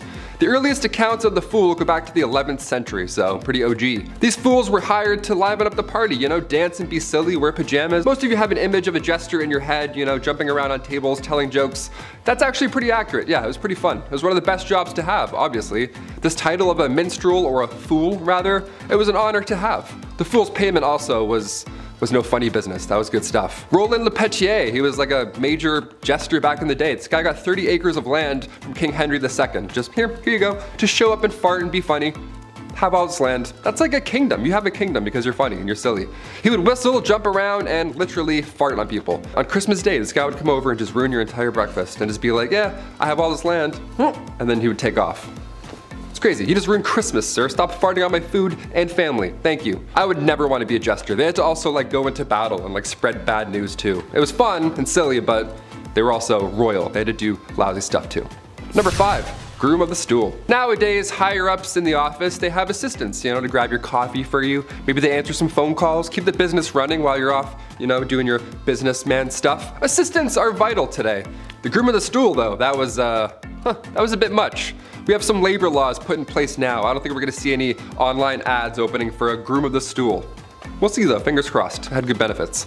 Back in the Dark Ages, this role was vital and respected. It was created by King Henry VIII, and this role was to assist the king, and specifically assist his bowel movements. You had a box that you carried with you at all times. That's where the magic happened. The dark magic happened in this box. You would literally follow the king around until he needed to go to the washroom, until he needed said box. Porta potties weren't a thing back then, and there's no way you're going to catch that king squatting in the woods. In fact, you wouldn't even catch that king wiping his own behind. That chore was also reserved for the groom o' the stool. Yeah, lucky you, right? In this stool, you would have water, towels, a wash bowl. The whole setup would be in there. You're probably thinking, Taylor, which poor soul had to be stuck with this role? A prisoner? Somebody who lost their sense of smell, hopefully? No, only sons of noblemen could take on this role, and in doing so they also gain access to every room in the castle, tons of clothes, any bedchamber furnishings, you name it, and of course a high pay. Always helps. Thank God. That's maybe the worst job in history. Maybe. We're almost there, you'll see. Number 4, divorce lawyers. If you've seen Game of Thrones, you've heard of trial by combat. That was the norm back in the day, you know, you fight for your freedom, that's great. But what about divorce by combat? What in the Mr. and Mrs. Smith is happening? Was this real? I can't believe this. If you and your significant other weren't getting along in the dark ages, instead of, you know, dishing out thousands on couples therapy and signing all that paperwork and getting it done with and going your separate ways, no, instead they would battle each other, like combat. It was an organized event too. It had restrictions in place for the husband. It's pretty hilarious to think back on. Like the husband would have to stand in a hole with one hand tied behind his back while the wife ran circles around this hole with a sack full of rocks. A sack full of rocks, how intense is that? That's why you don't cheat in the dark ages, Lancelot, okay? Just take the barn, take the horse, take it all, I quit. Get me out of this hole, untie me. Number 3, toshers. Toss a coin to your tosher, here we go. This was one of the worst jobs back in the day and it wasn't even a legal job. Shh, don't tell. If you don't any toshers, keep their secret, you know? Early 19th century London, I know, a little more modern here, but definitely worth a mention. These toshers would spend all their time in sewers below London trying to find coins or valuables that have been just accidentally washed away. Yeah, they would just search for scrap metals, anything really that nobody else wants to go down and claim. Or reclaim, rather. It was worth the plunge as well. A lot of these folks would make around $20,000 a year. Just gotta do this a lot, and you're good. Number 2, dentist, doctor, surgeon, spy. Dentists were not a thing in the Middle Ages, you know. Dr. Downer didn't politely tell you to floss more and then shake your hands while you're watching a show, getting a cleaning. No, it wasn't like that at all. They did have a barber. They had one guy, he did it all, a barber from the dark ages. Yeah, this appointment is gonna suck, my friends. Cavity, toothache, maybe you accidentally bit a rock, chipped a molar. They would only pull these teeth, that was the only solution. Barbers were responsible for cutting hair, pulling teeth, bloodletting, you know, the classic 3-in-1 appointment we all have to do every month. Doctors were seen throughout history and they've seen a lot of horrible stuff. Back in the 1500s, patients were walking in with an arrow sticking out of their legs. Yeah, instead of cutting the tip off and pulling the opposite way, the arrow remover would come in and then, you know, cut into the injury, opening it more. That's always great. And then you would hold it open and then you'd pull the entire arrow back out of your leg. Yeah, what a fun job. Or chest. Wherever the arrow went, you had to figure that out. This poor soul. And finally, number 1, the rat catcher. Another Game of Thrones classic. If you're a rat person, I know there's a lot of people who do like rats, like rat tricks, and they have like cool rat friends. That's awesome. I'm not one of those people. I'm not bashing you, but I am bashing this job. This would suck. First of all, rats as a medieval punishment was horrible. Where do I even begin with this one? This was one of the worst punishments for the rats as well. This is a 2-for-1 when it comes to pain. A rat trap involved a man being tied down to something and then a metal enclosure would be strapped to his abdomen or chest. And then inside this enclosure, they were rats. And they were also like tucked away. And then historically, they would heat the metal enclosure and the rats would panic and try and get out and they would chew through the softest part, which in this case was your chest or abdomen. It was horrible. It was an absolute nightmare. But these rats had to come from somewhere, or rather, someone. As the name hints towards, rat catchers are one of the worst jobs you can have in, or rather out of a castle. It's an important role, you know, just like being a fool or a literal walking, talking toilet. There needs to be a chasseur de rats. Back in those times, rats and mice were the leading source of spreading disease, and with these castles being big and dark, there were probably a lot of them hiding. Black rats were a common household problem, so we need to get those out. So in comes the well-respected rat catcher. These guys would sometimes try new spells to get rid of the rats. Wasn't always helpful, wouldn't work. More often than not, didn't work. So poison powders were the next main trick here. Also, the Pied Piper, he was an OG. Historically, he would do a musical number to exterminate your pets. If anything, he should be getting a bonus. Any rat catcher, actually, today or back in the dark ages, you deserve a bonus, my friend. You're a brave soul. At number 10, water carrier.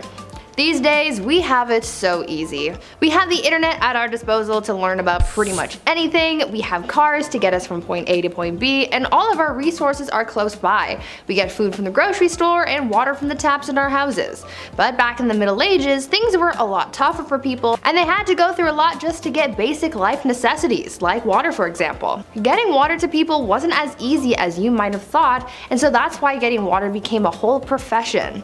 In a medieval city, you lucked out depending on the area that you lived in. If you lived close to a river or stream, then you could get all the water you wanted and pretty easily too.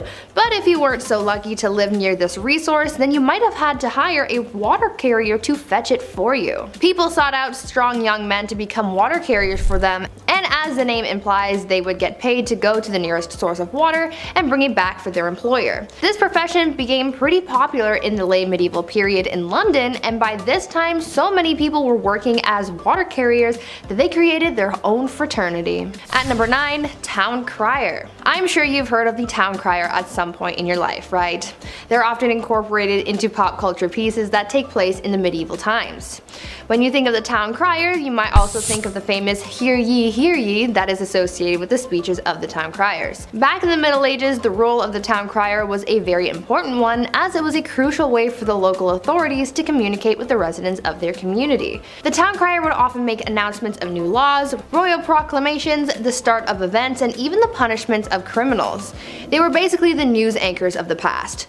Also, as I mentioned, we normally associate the town crier with the phrase hear ye, but the phrase first started off as oye, oye, oye, which later evolved into the phrase that we are more familiar with. Before we carry on talking about these strange jobs from back in the days of old, why not take a moment to leave a like on this video if you're enjoying it so far, and while you're at it, consider subscribing to the channel to see more videos like this one. At number 8, scribe. These days, most people know how to read and write. It's part of our basic education and is one of the first things that we are taught as kids in school. As we progress in society, basic literacy is taught more and more throughout the world, as some people in parts of the world might not have access to this privilege, but back in medieval times, most of the population was illiterate, which made the roles of scribes so crucial. Not everyone had access to the right education, but for those who did and could read and write, they often became scribes. The role of the scribe was as straightforward as the name predicts. Essentially, their job was to write. Scribes were hired to write all kinds of documents ranging from letters to business contracts. One of their hardest jobs though was to copy manuscripts, which was a job that may have taken a scribe several months to complete. Many men and women in monasteries held jobs as scribes, but for common folk in villages, being able to become a scribe was seen as highly valuable as well. At number 7, reeve. These days we have elected officials in our communities who serve as a sort of voice of the people. Back in the Middle Ages, they sort of had someone similar to that, and they were called reeves. The reeve was something of a local administrator, and their job was to oversee the day-to-day running of a manor, as well as to solve disputes between the peasants. The reeve was a peasant too, but they were normally elected by their neighbors or chosen specifically by a lord, and served as a reeve for a 1-year period. This job eventually faded away as the feudal system began to decline, but fun fact, you can still find some reeves in parts of Canada. At number 6, peddler. This next job from the Middle Ages is one that we kind of still have these days, just a little more modern. We're talking about peddlers. You know how there are people who go door to door trying to sell you something, like back in the day when Avon used to do house calls? Well, this was essentially what peddlers did. Their job was to travel from village to village to sell various goods. This was how a lot of people in more remote areas were able to buy certain items. The peddler's job was pretty important for the local economy because it was able to bring business to larger areas than just one local town. It seemed like a good enough job, but socially speaking, peddlers were always looked at with suspicion.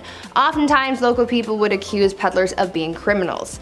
Now, they easily could have been criminals, but it's really a case-by-case situation. You can't judge someone for just trying to get their coin. At number 5, gong farmer. Now, even though there were simple jobs like being a scribe and carrying water to people, there were also some messy and not so glamorous jobs as well. This next one I'm about to tell you about was definitely one of the worst jobs that you could have. See, there was a time before modern sewers and plumbing were a thing. This was a pretty icky time because rather than waste being disposed of in sewers, they were deposited into a privy or cesspit.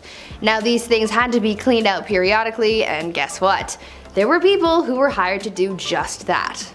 The gong farmer was someone who was hired to maintain the cesspits, and so they would be given a large ladle and they would scoop out the waste and transport it away. Now, I can only imagine how horrible that job would have been and how horrendous the smell would have been too. It sounds like an absolute nightmare, so I'm glad it's not a thing anymore. At number 4, galley rower.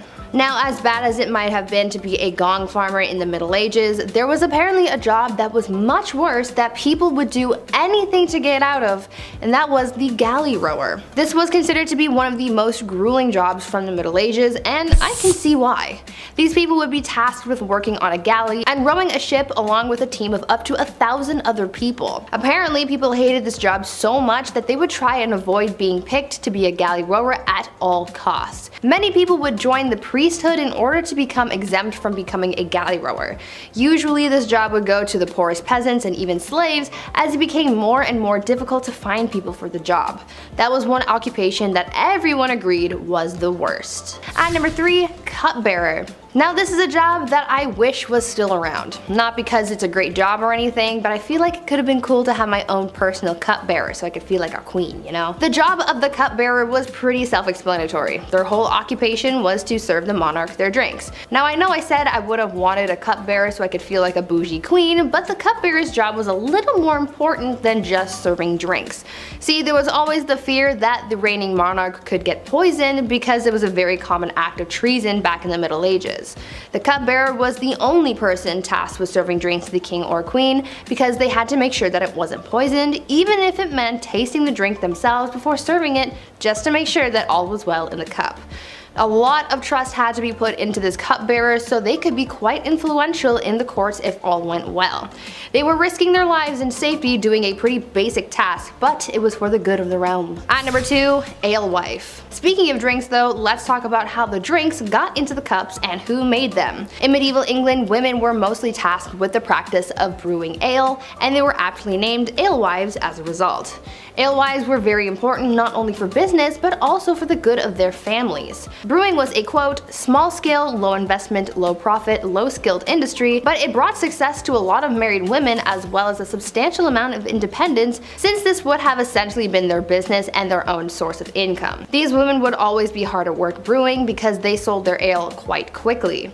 Ale didn't have a very long shelf life, and so they would make and sell their beverages quickly to keep up with demand and to compete effectively with others in the trade. Eventually though, the alewife was extinguished by the 15th century as brewing became more commercialized and people sought to take the independence of women away. And finally, at number 1, alchemist. As you can probably imagine, science wasn't all that advanced back in the Middle Ages. There wasn't really much understanding of how the world worked. Back in these days, there were people who tried to practice science in a way that they knew how before many advancements in the field came out, and these people were called alchemists. These alchemists believed that it was possible to change metals and chemicals.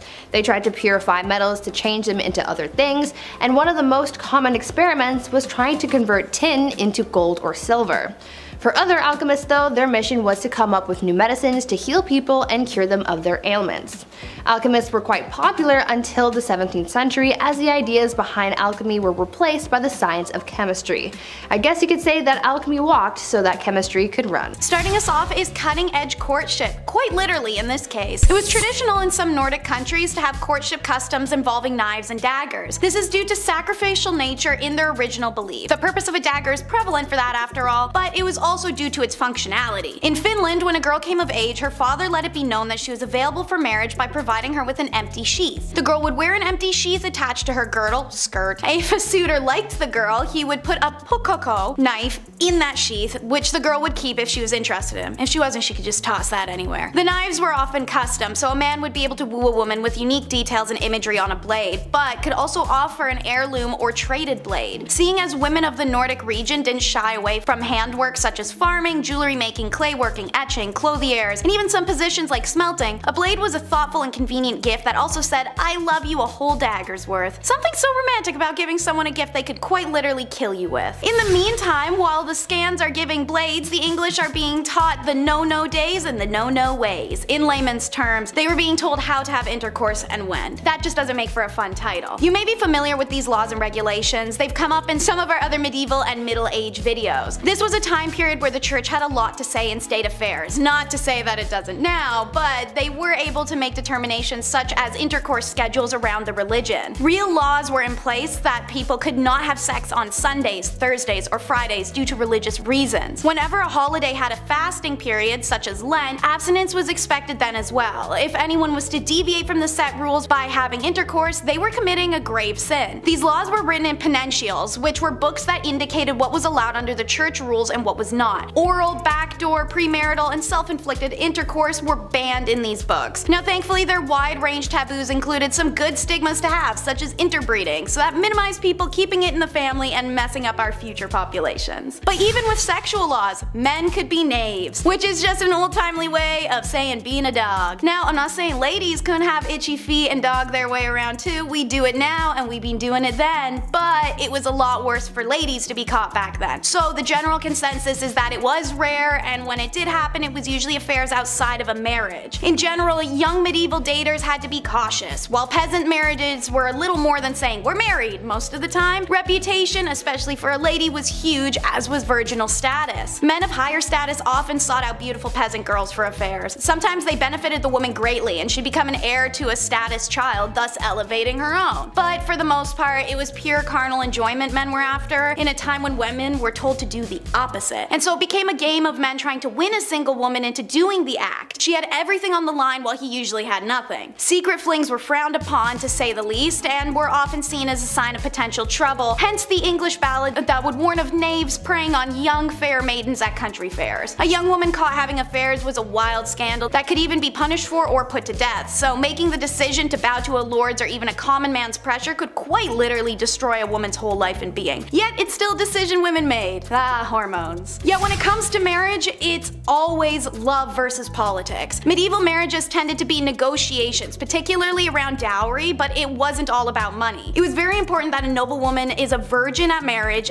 purely out of pragmatic reasons. Marriage, after all, was an alliance union of two families that required healthy and admirable legitimate children to be truly locked in. It's for this reason, as well as the violent men in society, that the church's laws stated that the degree of pressure to encourage a marriage could not sway a constant man or woman, aka no forced consent. What was forced, however, was up to debate, so don't be too proud of them for having that law in place. A woman was able to call off her marriage up until it occurred for this reason, as was a man. Should this occur, dowry was either returned in full or only partially as a fee for the failed union. Alongside this was the courtly love direction romance and marriage began to take in the mid-ages, during a Shakespearean and theatrical influence. Marriage started to become idealized. We'll circle back to how this affected people later, but lower classes consistently did marry for love, since there's little to be gained materially from marrying for them. For most part, there was no official ceremony. That the social level marriage was more like, hey, we're married now and living together. By 1400 AD, there were actually many laws decreeing marriages needed to start becoming a public affair,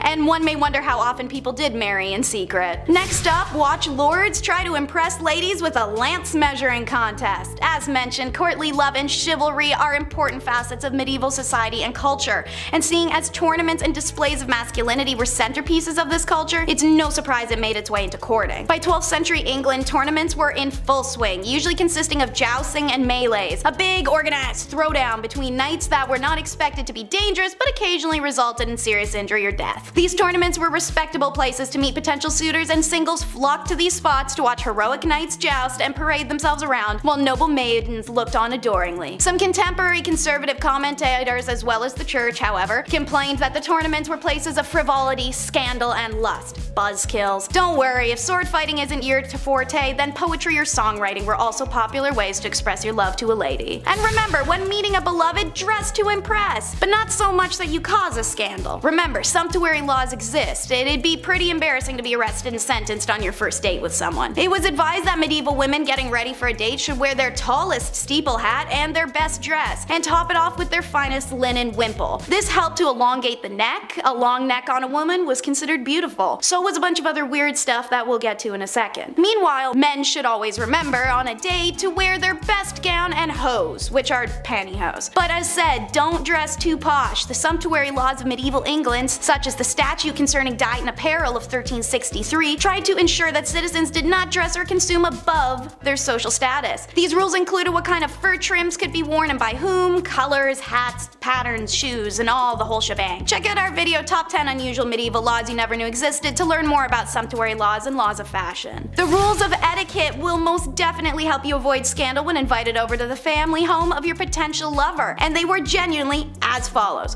1. Keep your hands clean. Don't stroke the dog or the cat. Be sure to wipe your fingers on the tablecloth instead of licking them. 2. Bones are not to be gnawed, and don't pick your teeth with the sharp irons. 3. Don't eat with a fork. Forks were used to prepare food, but most medieval Europeans thought forks were an odd thing to eat with. 4. Don't eat with a knife either. Many people carried the knives on them on their belt to carve up the food before eating, but don't eat with it. 5. Okay, if it's a liquid, use a spoon. People tended to eat with their hands for everything else. 6. Don't sit too close to the salt cellar. Salt was expensive and associated with prestige, so it's a good dating tip at a big dinner to see who sat closest to the salt cellar. And 7. You can burp, but look up at the ceiling as you do so. And 8. Remember, you must not urinate at the host's premises unless you're staying overnight and it's before bed. Obviously, some of these things like wiping your hands on a tablecloth, eating without a knife, or holding your pee until it's time to go are pretty unusual to us now. But back in the Middle Ages, if you wanted that shorty and not to ruin your reputation, well, you're burping at the ceiling, bro. I hope she's worth it. Next up is how love makes you crazy. This is a fascinating wormhole to travel down, and I learned from several journal articles that lovers in the Middle Ages had a real tendency to go mad. I mean, we all know the examples. Elaine, the fair maid of Astolat, pining away. Romeo and Juliet taking their lives, and the raving madness of Ophelia. But these are just dramatizations, right? We tend to regard accounts of love madness in medieval literature as evidence that they overestimated the strength of erotic passion. In classical and early medieval periods, sexual love was regarded as carnal appetite to be controlled. But with the rise of poetry sentiment and the theater came courtly love, which was seen as a highly spiritual desire. The idea of courtly love had more to do with the concept of loving rather than pleasure. This idealized kind of love was based on a secret union where two lovers could only love from far away. These sorts of unattainable relationships were increasingly romanticized, but in medieval society, the notion that erotic love could drive people mad may not be so unrealistic. We understand now that mental illnesses are sometimes provoked by the stress between the individual and their social environment. Think of the pressure a woman had to marry.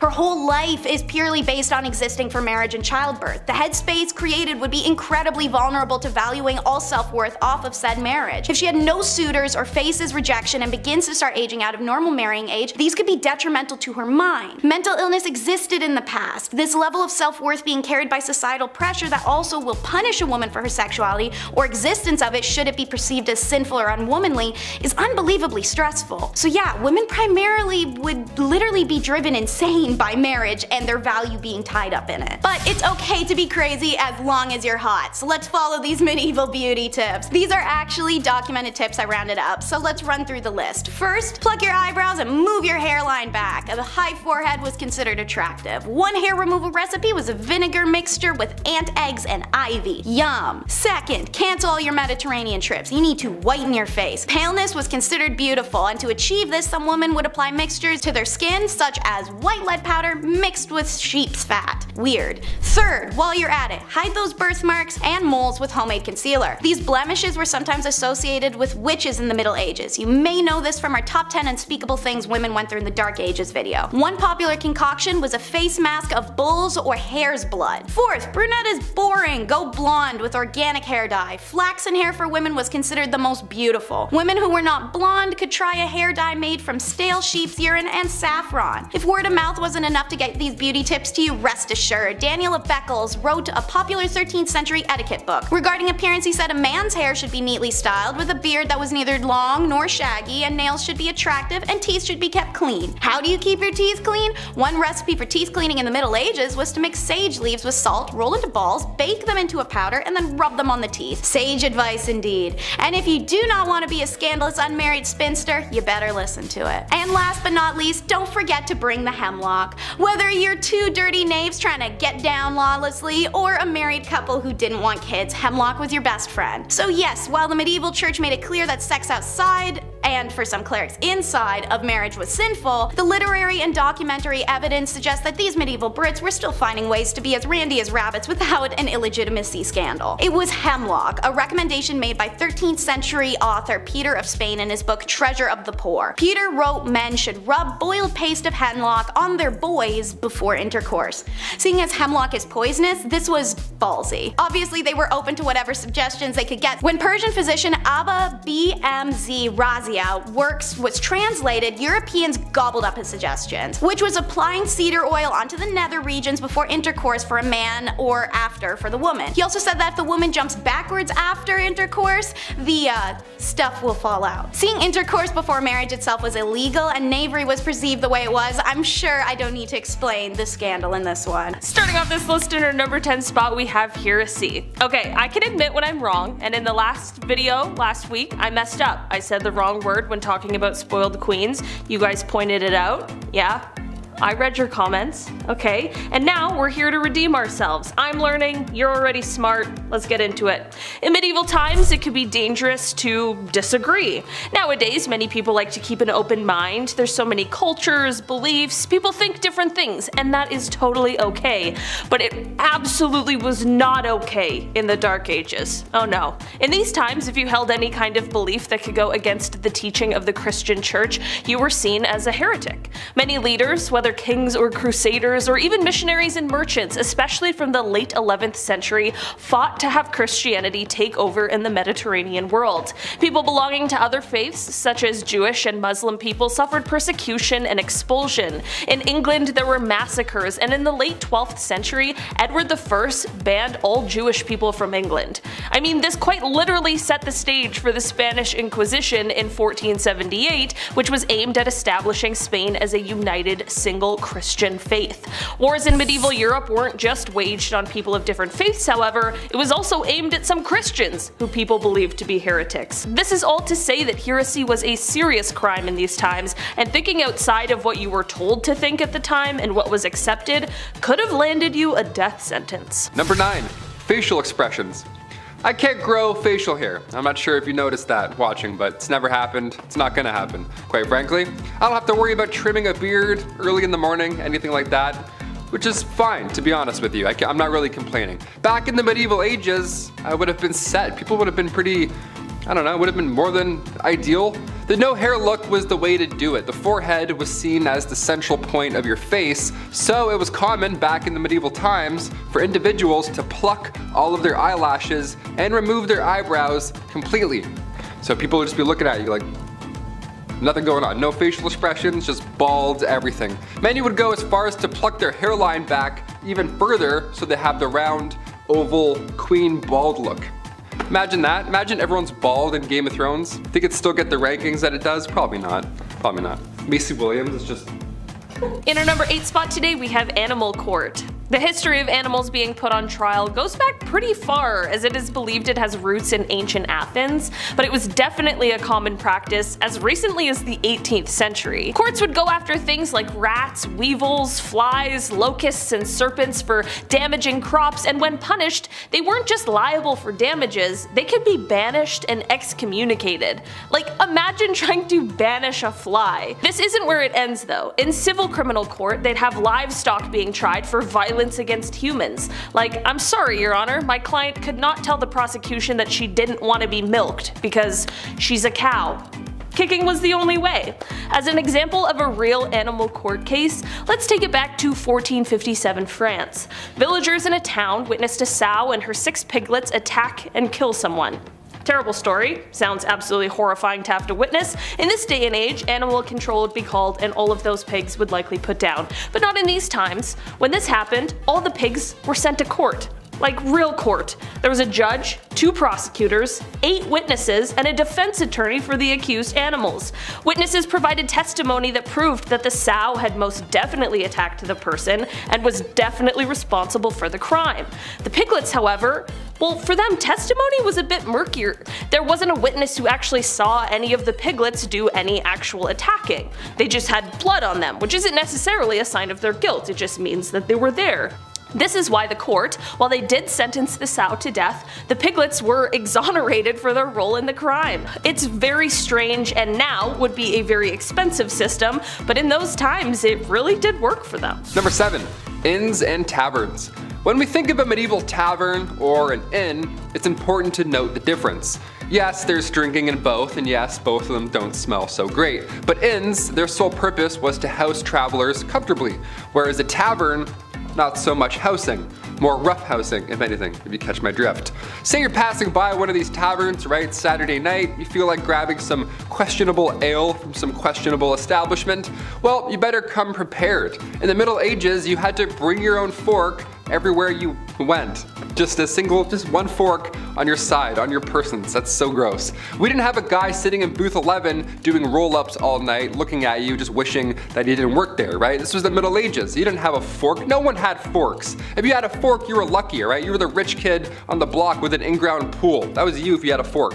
Steak knives also were only reserved for carvers, so until the 17th century, you were just poking around your meal until you had a bite-sized amount, and then you would choke on it because it's horrible.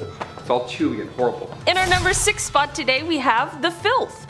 If you lived in a city during this time in history, it would have been an absolutely filthy place to be. I mean, human and rats lived in harmony. Not harmony, re the plague, but things were so dirty rats were everywhere.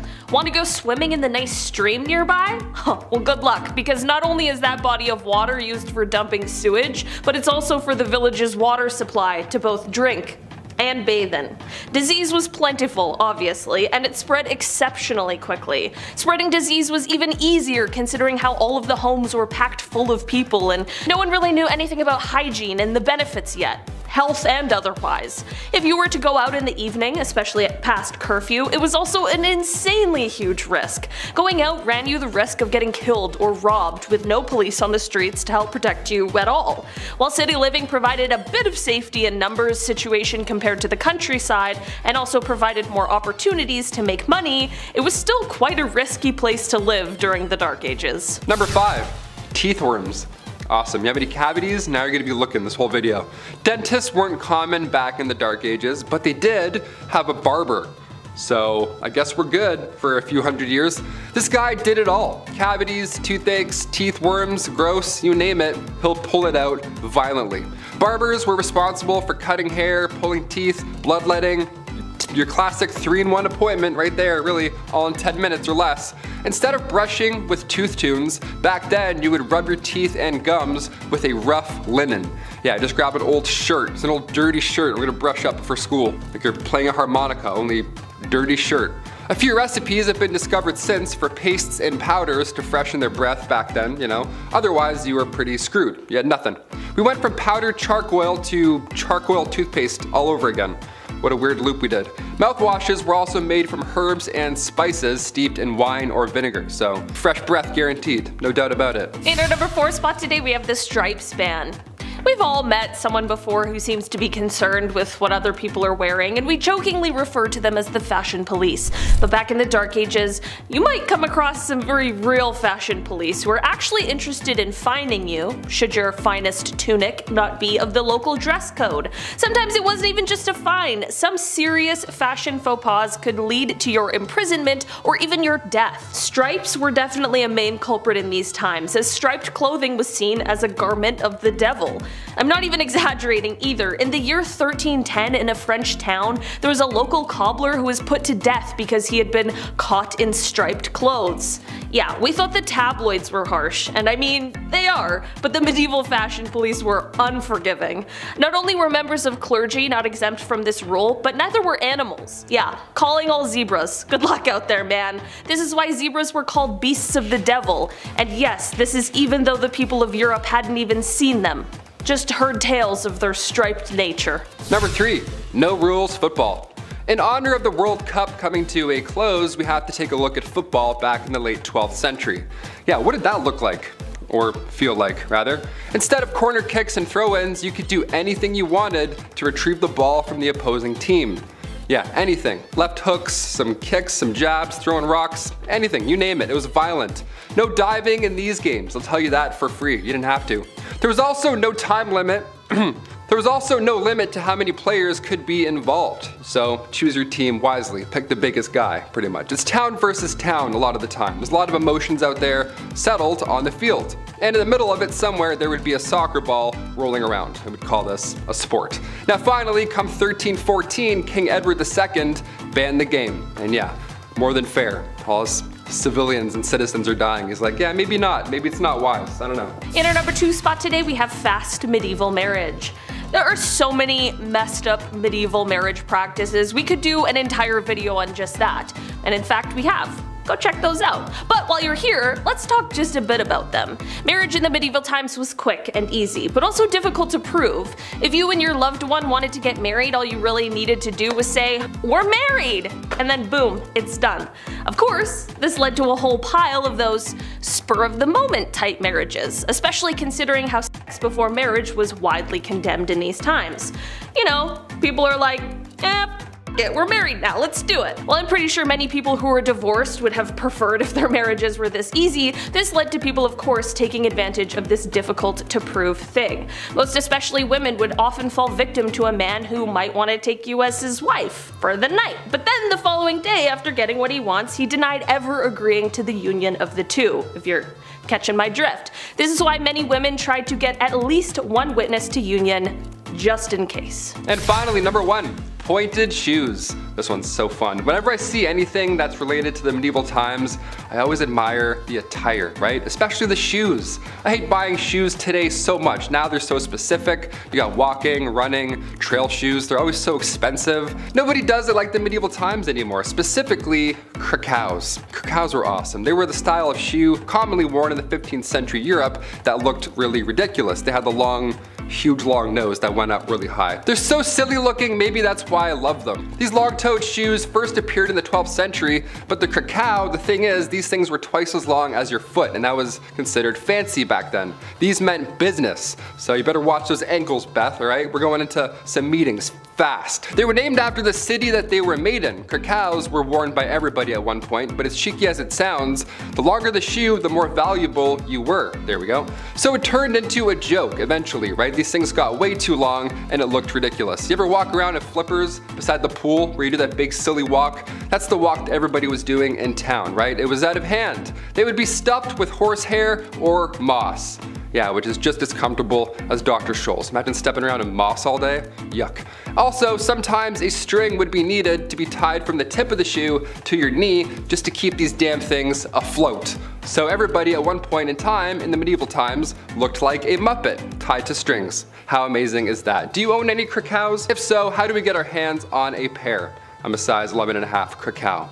Let's make it happen. Maybe if we all pitch in as a community, I don't know, we can all be wearing krakows tomorrow. Number 10, Treaty of Verdun. The Treaty of Verdun, or also known as Traité de Verdun, was a contract agreed on in August 843 in which divided the Frankish Empire into 3 kingdoms among the surviving sons of the Emperor Louis I, the firstborn son and heir of Charlemagne. Long story short, all the grandsons were all at civil war with each other about who was getting what did grant promise. The treaty followed shortly after almost 3 years of wars between the brothers. It was the first in a series of partitions contributing to the dissolution of Charlemagne's empire, and it is seen as a blueprint in which modern societies are based off of. Basically, the brothers all had to split what their grandfather had decreed his own into land. Lothair the First, coolest name, Charlemagne's eldest son, received Francia Media, or the Middle Frankish Kingdom. Louis II received Francia Orientalis, or the East Frank Kingdom. And Charles II received Francia Occidentalis, or the West Frankish Kingdom. You and I both know the youngest got the most. Come on, I'm just gonna say it right out. Everyone likes to talk about the eldest son this and the eldest son that, but we all know the baby gets whatever they want whenever they want, don't they, huh? I'm looking at you, Taylor.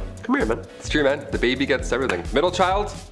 This guy didn't even exist growing up. Didn't hear from him. Number 9, Underground Castle. Big Chet and I are currently replaying Ocarina of Time, so in honor of Hyrule, I gotta include this medieval castle. It was once a residence during the reign of King Henry III. This castle was actually discovered recently underneath a prison yard back in 2015. The old prison castle, we love those. Shawshank Redemption 2, Medieval Edition. Super recent discovery. Archaeologists discovered walls of a castle underneath the basketball court in southwest England at a former prison. Yeah, dudes were shooting threes over top a kingdom and they had no idea. How amazing is that? This was the same castle that played part in the mid-1100s during England's Civil War. The castle actually fell later in the 1400s, and the prison was built on the grounds later in the 1700s until it closed its gates forever in 2013. And then we were shooting threes and then we discovered it, of course. If I was a ghost haunting these grounds, I would make every shot miss. Easily. I would just float near the net, tap the ball away, like, nice try. Back to prison. Number 8. Stonemasonry. So we all know about who wrote what and who translated what to what text and which language while writing what play, which was based on who. But who built all this stuff? When we think of the Dark Ages, we can't forget the megalithic Leviathan stones carved and molded together to create the enormous Gothic castles and cathedrals that are still standing to this day. How did people do it back then? Well, masons in medieval England were responsible for building. Masons were highly skilled craftsmen, and their trade was primarily used in the building of castles, churches, and cathedrals. There were 3 main classes of stonemasons. There was the apprentice, the journeyman, and the master mason. So what would a medieval construction site exactly look like? Well, of course there's the master mason. He's usually the head and the overseer of the work, and he's the most skilled of the tradesmen. This is like the head honcho on site. We've all seen this guy walking around site. He's always angry, he's always yelling, "Hey, who's got the plans? You, give me those. What are these? Backwards, you idiot.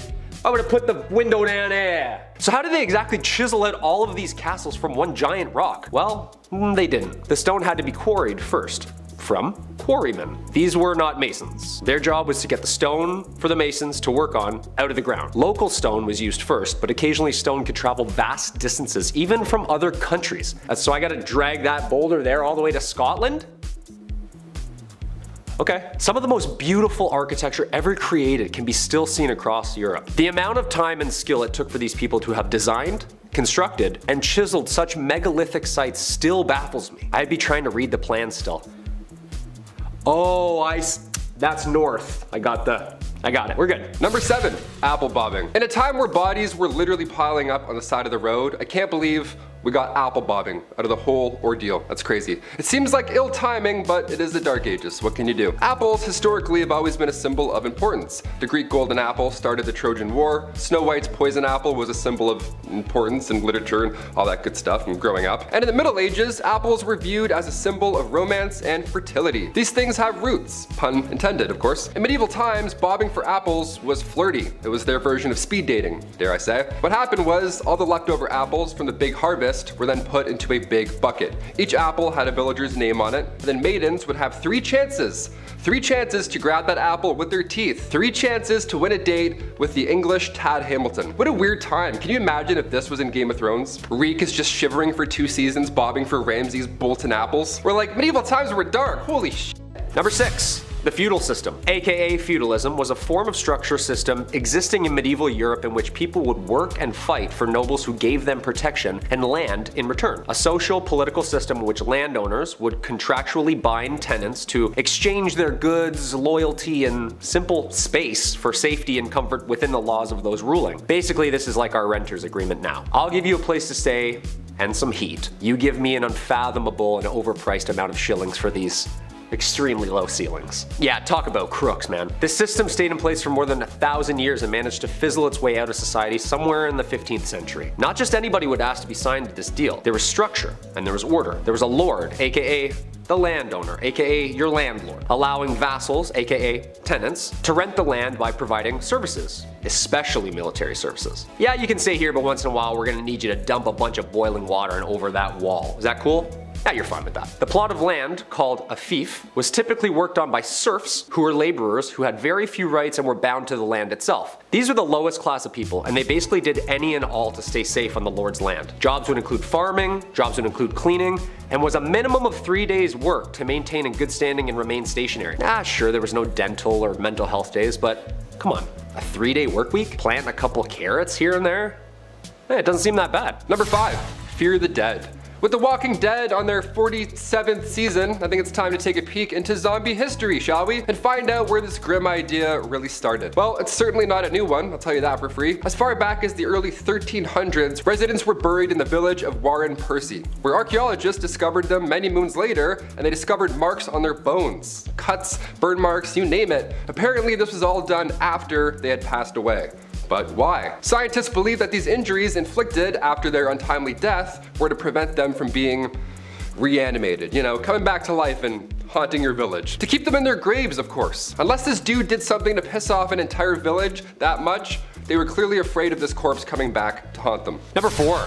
Studia Generale. This period also saw the birth of what we call the modern university. This was a culmination of material translated and taught to provide a new infrastructure to scientific scholars. Some of these new universities were registered by the Holy Roman Empire as an institution of international excellence, giving it the title Studium Generale, or better known as Studia Generale. Most of the early Studia Generale were discovered in Italy, Spain, England, and France. These places of study were considered the most prestigious places of learning in all of Europe. I bet you the school hoodies were still so expensive. Just someone's old textbook with a mustache drawn on Marcus Aurelius. The listed number of institutions began to grow as new universities were founded throughout Europe. As early as the 13th century, scholars from the Studia Generale were encouraged to speak and lecture courses at other institutions within Europe to share documents and information, which led to the current academic culture seen in modern universities today. It's a TED Talk, come on. There had to be one cool professor back then, like the guy who lets the class teach itself, orders pizza, has tenure, and hates the monarchy. Number 3. Medieval taverns. Say you want to grab a pint with the local lads. Where do you get an IPA in the Dark Ages? Where do we get a 6-pack of Arthurian ale? Well, this is the medieval ages, so instead of venturing through the woods to hopefully maybe find another town, just ask thy neighbor. That's right, in the Middle Ages, you could brew your own ale. No problem, no one's asking any questions. Give it a shot. In the late 12th century, baking bread was not freely permitted, but making ale in your basement was. I guess that's great. So the higher ups, the noble lords, they wouldn't care if you made ale and had a block party, but if you made a weak ale, or it was improperly measured and then distributed, then, and only then, do you get a fine. Arrest this man at once. Number 2. St. Patrick. St. Patrick was a 5th century Roman British Christian missionary and bishop in Ireland. Also known as the Apostle of Ireland, although he is the first apostle, having lived prior to the current laws of the Catholic Church. He is considered a saint in the Catholic Church and is regarded as the enlightener of Ireland. The dates of Patrick's life are not certain, but there is a consensus that he was active in Ireland during the 5th century, making his rounds as a missionary, speaking the good word of God. But let's get into what everyone talks about with this guy. The good stuff, like slamming a green Guinness or getting all the snakes out of Ireland. I mean, I love the structure and the faith and stuff, but also chasing every snake out of an entire country with a walking stick? Shoo! Shoo, you fool, you bleeding bleeder, go, go! Do you know how big Ireland is? St. Patrick's Day is on March 17th, the supposed date of his death in 461 AD. It is enjoyed inside and outside Ireland as a religious and cultural holiday and remains a celebration of Ireland itself. And finally, number 1, dancing plague. A medieval plague, but make it groovy. Yeah, let's start dancing. That's right, the dancing plague. This was a real danger back in 1518. I'll try not to laugh, but I'll try. This was perhaps one of the weirdest events in history. Fra Trofea was the first victim of said plague. She was moving her body around frantically, so much so that it resembled a dance or something, in the middle of the Holy Roman Empire. And as if that wasn't weird already, dozens of others began to join. And then more, all moving their bodies with a similar, wacky, frantic twist.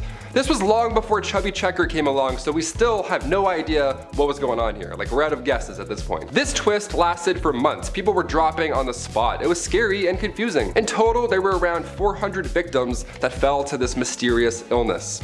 That's a lot of deaths. That's a lot of real deaths. This was documented in 16th century historical records, so I don't think the story is made up per se. No one would make this up. It's terrifying. A Catholic saint at the time, Saint Vitus, was believed to have the power to curse people with said dancing plague. What an amazing power also. Guy starts moonwalking away, you're like, beat it. Some suggest this was a cult, others believe they ate toxic rye. Who's to say for sure? Either way, we're all dancing. At number 10, shaming parades. If you've ever watched Game of Thrones, then you might be familiar with that scene where Cersei gets paraded through the streets of King's Landing while naked, while someone behind her rang a bell chanting, shame. Ding ding ding, shame. You know what I mean? It's kind of a meme, but it's also based on a real medieval tradition called shaming parades. For years, people have loved shaming others. I think it's just human nature at this point. And obviously, back then, they didn't have any social media to use as their preferred method of ripping on someone, so they got creative. Very creative. Depending on what the accused did, their punishment would vary. But the one thing that stayed constant was them being paraded through the streets for everyone to watch. Specific punishments were given for specific crimes. For example, if a tavern owner served bad beer, then they would be paraded through the street and forced to drink their bad beer. If they were caught stealing a pig, then they would walk through the streets with a dead pig around their neck and a crown made of pig's feet. How regal. People would throw things like glass, rocks, and even dead cats at whoever was being paraded, and it was quite the spectacle. Now, would you rather experience this or being cancelled on social media? Let me know. At number 9, bloodletting. Back in the Dark Ages, medicine just wasn't the greatest. Clearly, I mean, they had a plague that wiped out 50% of the population in Europe. Even their quote-unquote doctors were overlapping jobs. Barbers were cutting hair, obviously, but they were also setting broken bones and bandaging wounds, so I'm not really sure I would trust that, but back then it was a case of you get what you get, so I don't think people were really complaining too much about their barber Joey down the street giving them a cast, you know? But other than the practice of patching wounds and whatnot, they were also practicing bloodletting back then, and it was a little much. Bloodletting was the practice of withdrawing blood in order to cure or prevent illnesses or diseases, so doctors would use things like leeches to suck out the blood of their patients, but they also used scarification methods to scrape away the skin to drain the blood, and others used lancets to slice open veins, sometimes including the jugular vein. I'm so glad that we do not do this anymore because frankly, I would like my blood to stay inside my body, thank you. Now before we carry on talking about just how weird things were back in the Dark Ages, why not leave a like on this video if you're enjoying it so far, and while you're at it, maybe think about smashing that subscribe button as well to see more videos like this one. At number 8, day drinking. Day drinking is a thing. You know, when you're with the homies and you pour yourself a glass of sangria and take a walk around the neighborhood in the middle of the afternoon. Not saying I've ever done that. It's usually a once in a blue moon type of deal, but for people in the Dark Ages, day drinking was an everyday affair.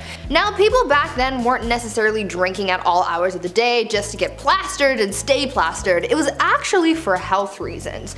You see, people tried to avoid drinking the water at all costs over fears of illness because the water just wasn't clean and wasn't safe to drink, so they turned to the next closest thing that they could drink, and that just so happened to be alcohol. Back then, it was common to drink large amounts of beer, cider, or wine, and it was common to be drunk all of the time.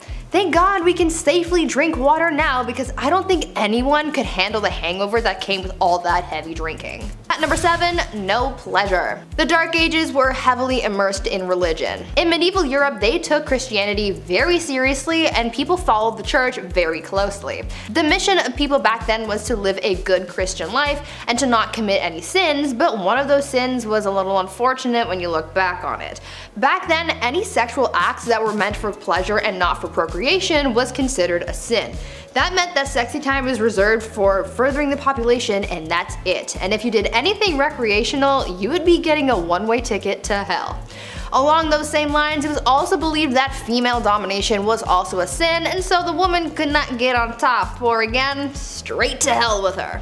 One saint, Francesca Romana, was so afraid of experiencing pleasure when she slept with her husband that she literally burned her lady bits with hot fat so that it would make the experience as miserable as possible. That sounds horrible. At number 6, cemetery fun. What types of things do you guys like to do for fun? Do you play video games, or read, or maybe you watch Netflix, or YouTube? Huh? And where do you like to go for fun? Maybe the mall or to your friend's house? Well, if you lived in the Dark Ages in Europe, you would go to the place that everyone goes for fun, the cemetery. Yep. You're gonna go kiki it up with the corpses, and unfortunately they're not corpse husband, although corpse, if you're watching, hit me up. Thank you. Anyways, back in the Dark Ages, the cemetery was the place to be. It was considered to be the social hub of the community. Back then, people held theater performances, elections, trials, and even set up businesses in the cemetery because the graveyard shops were exempt from taxes. There was quite a lot going on in the cemetery, but it was almost the equivalent of going to the mall. But I want you guys to tell me if you would ever be like the people in the Dark Ages and just go to the cemetery for fun. At number 5, an eye for an eye. When it came to the legal process in medieval Europe, things weren't always fair. I mean, they tried women for being witches and prosecuted animals for various crimes. Their punishments were sometimes swift and just, and other times they weren't. People back then believed that when found guilty of a crime, there were worse punishments than losing a hand or something. As I mentioned a little earlier, they were quite fond of public humiliation, but they also believed in issuing fines and even kicking someone out of the community altogether. If someone was found guilty of a violent crime, then they would be subjected to punishment that would cause them pain as well, but not to teach them a lesson, but rather to brandish them so that they would be recognized as a person in the community who did that one thing to that one person, you know? Since these people were very religious, they also had to make up with God for whatever crime they committed as well, so usually that would involve fasting, and then it would be up to Sky Daddy to determine if further punishment was needed. At number 4, the King's Evil. Being a king or queen in the Dark Ages might seem like a pretty cool job, but I don't really think it was. With the rivalries these people had, they were at risk of being assassinated in one way or another, they had to worry about their bloodlines, and of course the thing that everyone had to deal with, illness. Some kings, to help out their people, were tasked with healing an illness called the King's Evil, and you're probably wondering, well, these kings weren't doctors, how did they cure illness? And to that I say, well, they touched it, of course. This whole thing started in the 11th century when Edward the Confessor became known for touching a person suffering from scrofula, aka the King's Evil, and they cured them. People thought that this was a miracle, and so for hundreds of years after that, English and French monarchs were tasked with touching the sick to cure them of this illness because the monarchs were believed to be an incarnation of the divine. At number 3, tooth worms. If you're one of those people who really hate going to the dentist, just be glad that you didn't have to go to the dentist during the Dark Ages, because that was an absolute nightmare and a half. Not only do they not have any proper medication or anesthetics, but you could also get the worst diagnosis your dentist could ever give you, and that was a diagnosis of an infection of tooth worms. They believed that people could be infected with tooth worms that caused a tooth to decay, and that pits and holes in the tooth were home to a worm that looked like a tiny eel. What's worse than the diagnosis, however, is the removal process. They didn't want to pull out the tooth that was supposedly infected with these tiny worms, so instead they used a more holistic approach. A method that they would use to rid the worm would be to take a candle made out of sheep's fat and various seeds, and then they would hold it as close to the tooth as possible so that the worm would run from the heat and fall into a little dish of water that was being held beneath the patient's mouth. That sounds like a horrible trip to the dentist, that's for sure. At number 2, judging tears. In modern times, somehow we've come up with this idea that only girls are allowed to cry. I think that's pretty BS, and it's healthy for everyone to express their emotions, and funnily enough, they believed the same thing back in the Dark Ages. Back then, everyone was expected to cry freely, but the strange part of all this is the fact that people judged how others cried. Their tears would be judged on quantity, duration of crying, and frequency as well. They took their tears pretty seriously. Obviously, when someone was crying because of some kind of loss, it was pretty much nothing, but if they saw someone else crying for a different or unexplained reason, this was believed to have been a different kind of tears called the gift of tears. They believed that this was a sign that someone was thinking of Jesus and his suffering, and that they were so overcome with emotion that they were moved to tears, and this was also considered a gift from God. As long as someone's crying wasn't too loud, they didn't cry too much, and it didn't disturb anyone, especially during a church service, they were just considered particularly devout. And finally, at number 1, pee readings. This Dark Age tradition is probably one of the strangest ones I have ever heard, and you might come to think the same thing. In medieval England, people were known to get diagnosed based on their pee. Back then, they believed that the consistency, color, and taste of someone's pee could diagnose someone's ailments. They took this method of diagnosis so seriously that they published books for the wealthy so that they could do the practice at home, and these books included illustrations and color charts so that they could judge their own pee. According to their text, if your pee was white, then it was the ideal color and that meant everything was working properly. If it was wine colored like blue or black, then that meant that something was very wrong, and if it was green, then you were basically on your last leg and you should probably get your will in order. Now, I'm not sure how accurate these readings actually were since medicine was basically non-existent back then, but they tried their best with what they had, I guess. However, I'm pretty sure you don't need a book to tell you that your wine-colored pee is a bad thing. Starting our list off at number 10, don't steal crops. In medieval times, stealing crops was considered a very serious crime, as funny as it may seem in your head. See a guy grab a vegetable and run away. Crops were a vital source of food and income for farmers and communities. There's no Uber Eats back then, alright? Somebody steals your tomatoes, you're fucked. In some cases, the punishment might be a fine or restitution paid for the victim, while in more serious cases, the thief might be subjected to public humiliation or physical punishment, such as whipping or branding. Yeah, branding somebody publicly, all because you ate the wrong apple off the wrong tree. Repeat offenders might of course face more severe punishments because something's afoot here, okay? We're not buying your story this time. Such as imprisonment or banishment from the community. Yeah, banishment. Just get out of here. Next village. See ya. Overall, stealing crops was not taken lightly in medieval society at all, and it could result in significant consequences for the offender. Branded, getting branded because you stole a crop. That's embarrassing almost. Number 9, don't steal at all. Yeah, let's rewind the clocks back a bit more. Don't take anything ever. How's that sound? Sweden's Bjarki laws were a set of Viking era laws that governed maritime trade and piracy. Now, they were enacted in 832 AD, pretty old school, and they included punishments for various crimes, including theft and piracy. The punishment for stealing in a Viking society, it of course varied depending on the severity of the crime, the value of the stolen goods, and or the social status of the offender. But for minor thefts, the offender might be required to pay restitution or make amends to the victim. This could involve returning the stolen goods, paying a fine to them directly, or performing a service for them. You're basically a slave for them. For more serious offenses such as repeated thefts or stealing from a chieftain, the punishment might be more harsh. And this is where we get into the nitty-gritty of our list. Here, the offender might be stripped of their social status, exiled from the community, or even killed, the worst of the worst. Now, in some cases, the punishment for stealing could also involve public shaming. That in the Viking era, I didn't want to know what that would look like. The offender might be paraded through the community or subjected to other forms of humiliation. Yeah, we'll get to the lung stuff a little bit later on. Slowly but surely we'll get there. You have to start at theft and then work our way to the lunging and the horrible knee-breaking stuff. Number 8, arson. Capital punishment was a common punishment for arson in the medieval age. Sounds a bit harsh, but hear me out. Last time I was on this channel, I was talking about the Great Fire of 1666. It took 15 lives, but ultimately this fire, it forced officials to rebuild a great part of the city, restructured everything. This changed history. Fire in medieval towns equals trouble.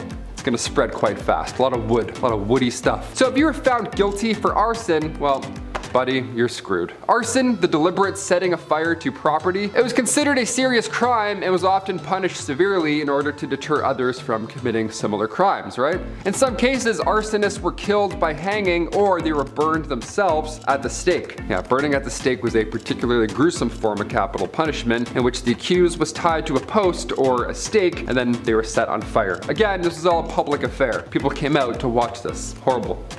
Horrible. Hide your eyes. We're not gonna watch this one. Number 7, amputation. While amputation was not a common punishment in Viking societies, there are historical accounts of it being used in extreme cases of punishment, which is absolutely crazy. I'll tell you 2 of them. One example is the story of Orm of Lyre, who was a wealthy farmer in Norway during the 11th century. Now Orm, old Orm here, he was accused of multiple killings, including the killing of a chieftain, and was sentenced to have his hands and his feet amputated. Yeah, you can't kill anyone when you don't have any mitts, apparently. This was a severe punishment that was reserved for the most serious of the most serious, and it was intended to permanently disable the offender and hopefully prevent them from committing further crimes. Example number 2, Edvin Knifri. He was a wealthy farmer, again, another farmer in rough times. He was a wealthy farmer in Iceland during the 10th century. Now Edvin, he was accused of stealing cattle, and as a punishment, his nose and his ears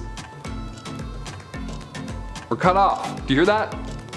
That's Edvin's ears getting cut off. That's horrible. I can't show it, but I can definitely act it. This form of punishment was intended to publicly shame the offender and serve as a warning to others. Yeah, I see Edvin over there. Old non-ear Edvin. That's why you don't steal. Number 6.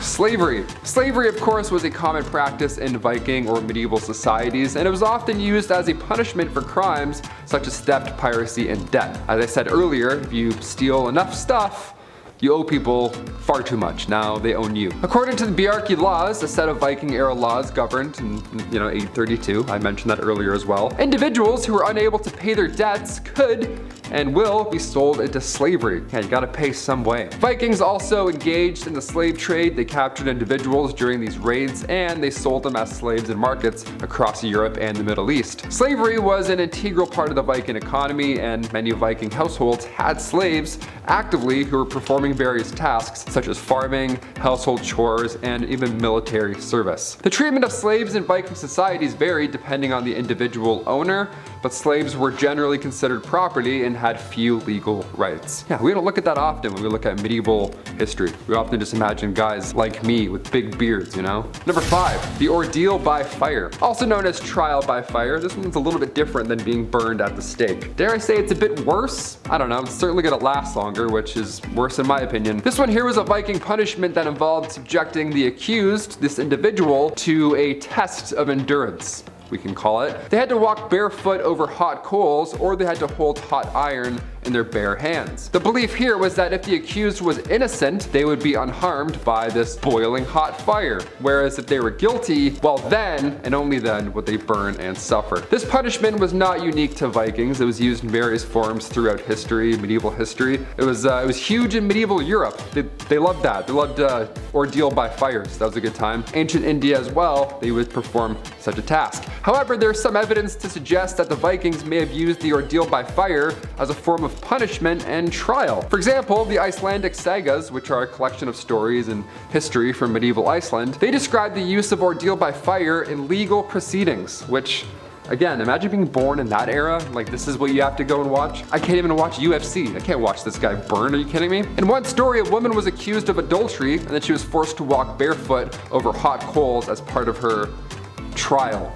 Yeah, she emerged unharmed and was declared innocent, believe it or not. I choose not to believe that. I believe her feet were absolutely f***ed, but hey, who am I? Number 4, getting even. Taking another's life. Yeah, can't get much worse than that, can it? Nowadays, if you kill somebody, it's a bit different. Now you'll get out early with good behavior, and then Netflix will do 4 miniseries all about you. Yeah, nice. You get your own Netflix special. Love it. Back in the Bjarki laws in the medieval Viking era, taking another's life was considered one of the most serious crimes, and the punishment for doing so varied depending on the circumstances of the crime, but, well, it was all bad, wasn't it? Back then, if the killer was caught in the act, they could be killed, well, on the spot by the victim's family or by the community.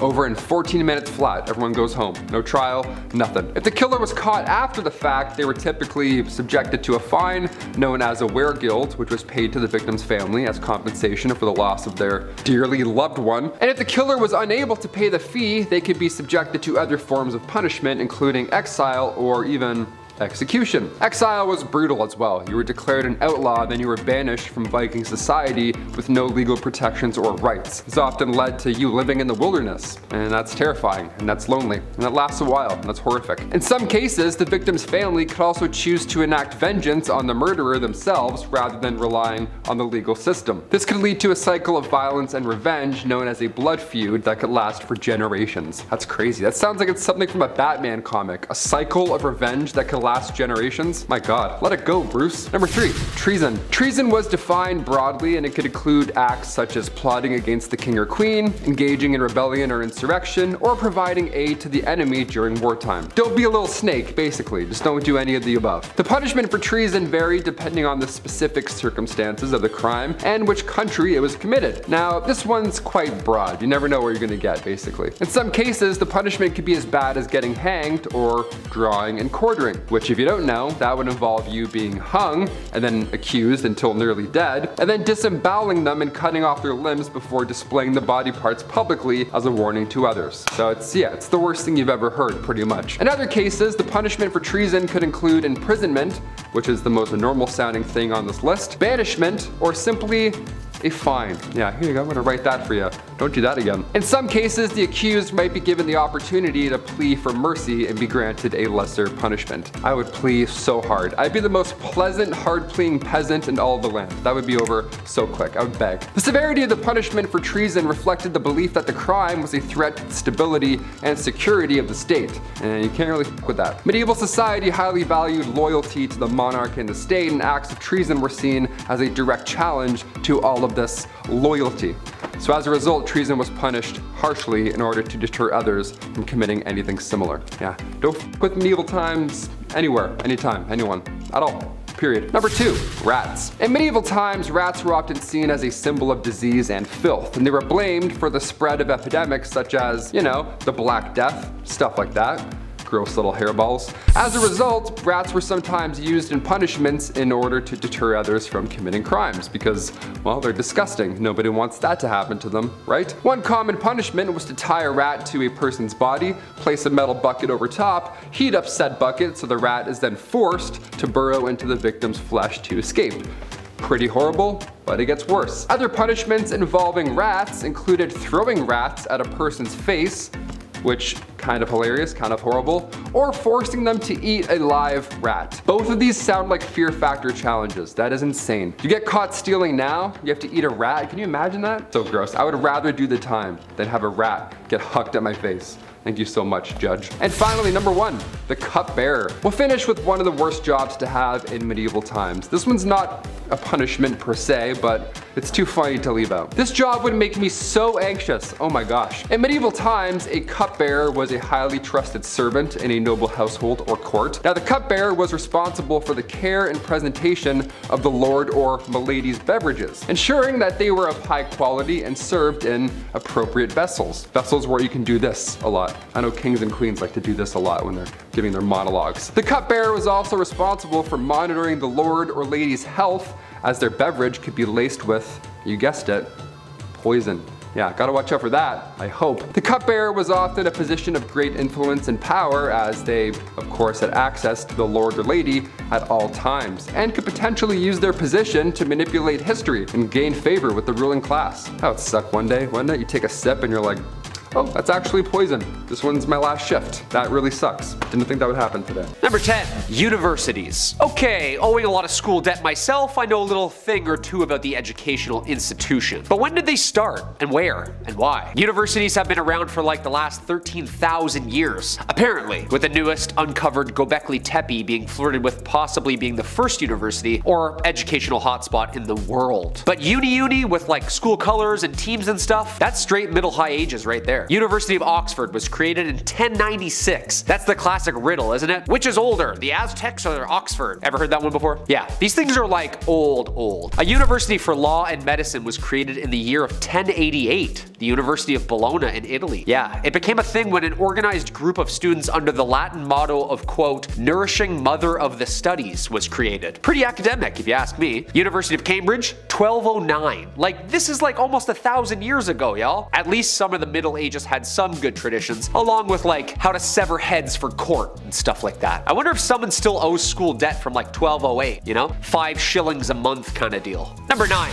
Hastings. Medieval times wouldn't really be the medieval times without a couple of hundreds of swords clinking and clanking against a couple of other hundreds of swords clinking and clanking. Well, thousands actually. Hand-to-hand combat was a crucial part of business back in the day. New treaty signed, new land discovered, usually started and ended with a battle. The Battle of Hastings. One of the most important battles of the Middle Ages. Norman-French army of William, the Duke of Normandy, and the English army under the Anglo-Saxon king Harold Godwinson. The childless King Edward the Confessor in 1066 set up a succession struggle between families and the throne. Harold was crowned king after Edward's death, but faced invasion by William and the Norwegian king Harold III of Norway. The battle lasted from dusk till dawn, and William was crowned as king on Christmas Day 1066. Continued rebellions and resistance to William's continued, but Hastings marked the start of this ancient British rule, and cemented their place amongst Europe as the leading power in both army, academia, and religion. Basically, a really key time where everyone was fighting, Game of Thrones style for Europe. Like all of Europe. Lots of swords and heads type stuff. Number 8. Taxes. Hey, tax season's coming up. Make sure you have everything nice and neatly organized. I know I don't. But why do we have to do them, you know? Where does this "you owe me this" come from? The Domesday Book, or the Doomsday Book, was a book created under William I, also known as William the Conqueror. The same name victor in the battle we just talked about. So medieval to name yourself the victor, isn't it? It is I, Kyle, the winner. Yeah, this guy basically drew up a book to document people's money so that he could tax them. Oh yeah, this was the first time surveyors kind of went town to town and recorded how much money you would owe for just doing you. Men would just show up at your house asking how much you made and document your spending habits. 5 shillings on groceries, huh, Mildred? Right, and just another 5 for the phone plan. Tax season's coming up. Talk about a bunch of crooks, huh? Owing someone money for just living on their land, trying to make an honest living? How dare they? Thank God that didn't catch on.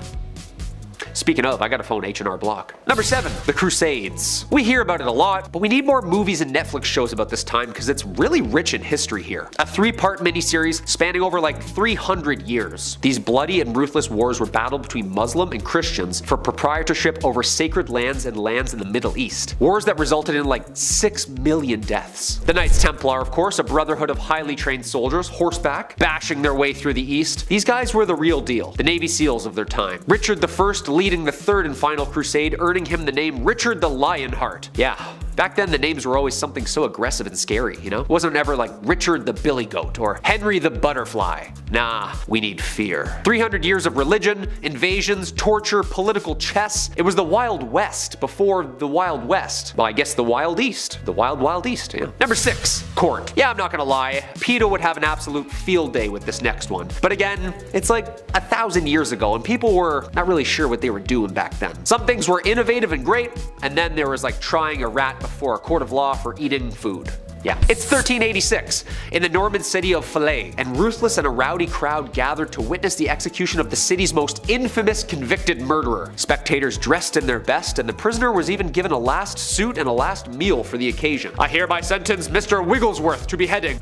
Gasps everywhere. Yeah, a pig. Yeah, they tried a pig and sentenced it to a beheading. Like, also, isn't that just called breakfast? For more than like 300 years all throughout Europe, strange lawsuits tried pigs, dogs, foxes, birds, even grasshoppers and slugs for crimes. Basically anything against people, property, and God himself. It started with creatures who had maimed or killed humans of importance, then animals that stole and ate crops, then like the snail made me do it type stuff. Yeah. Prosecution after prosecution. This stuff's weird, right? Your Honor, a small recess, please. Okay, basically what we're gonna tell them is Number 5. The Great Charter. Ah yes, time for some peace. Well, kinda. A peace treaty, the initial document containing specific grievances under King John's rule. The year is 1215. Since these animals can't follow the rules, maybe we need to jot up some rules to follow ourselves. A document setting out the laws and limitations for the common man to King John himself. A legal system written down so that there are clear do's and don'ts to follow, like no free man shall be seized, imprisoned, dispossessed, outlawed, exiled, or ruined in any way, nor in any way proceeded against except by the lawful judgment of his peers, and the law of the land. Write all that down. Please write it down. Laws were important, and sometimes people needed to face the music. After John's death, the government of his son, Henry III, revised the document in 1216, dumbing it down in a little less strict and churchy book of rules type way. Less hearsay and more evidence kind of laws. Of course, still in folio, so V's were U's and L's were also the number 1, so a little confusing sometimes to say the least. Number 4. Templars. The poor fellow soldiers of Christ and of the Temple of Solomon. I feel like you have to say that with a deep voice or it sounds weird. The Knights Templar, aka the Order of Solomon's Temple, or simply the Templars. Basically a Catholic military order group of one of the most wealthiest military groups in all of history. No pressure. Founded in 1119, based out of the Temple Mount in Jerusalem, couple hundred years of this Navy SEALs type organization. Endorsed and encouraged under the Roman Catholic Church of Pope Innocent II. What a name. The Templars, an extremely trained super soldier outfit with the distinctive white mantles with the red cross. They were like the most skilled fighting units out of the entire Crusades wars. What people don't know is about 90% of the organization was behind closed doors, ranging a network of financial techniques, manipulations, and treaties for the next thousands of years. Yeah, everybody focuses on the fighting part, but the chess game being played economically at the same time behind closed doors was much more terrifying. Basically, the world's first corporation with a security team. Number 3, knights. Keeping with the themes of the medieval times, other outfits of highly trained religious secret organizations. Knights,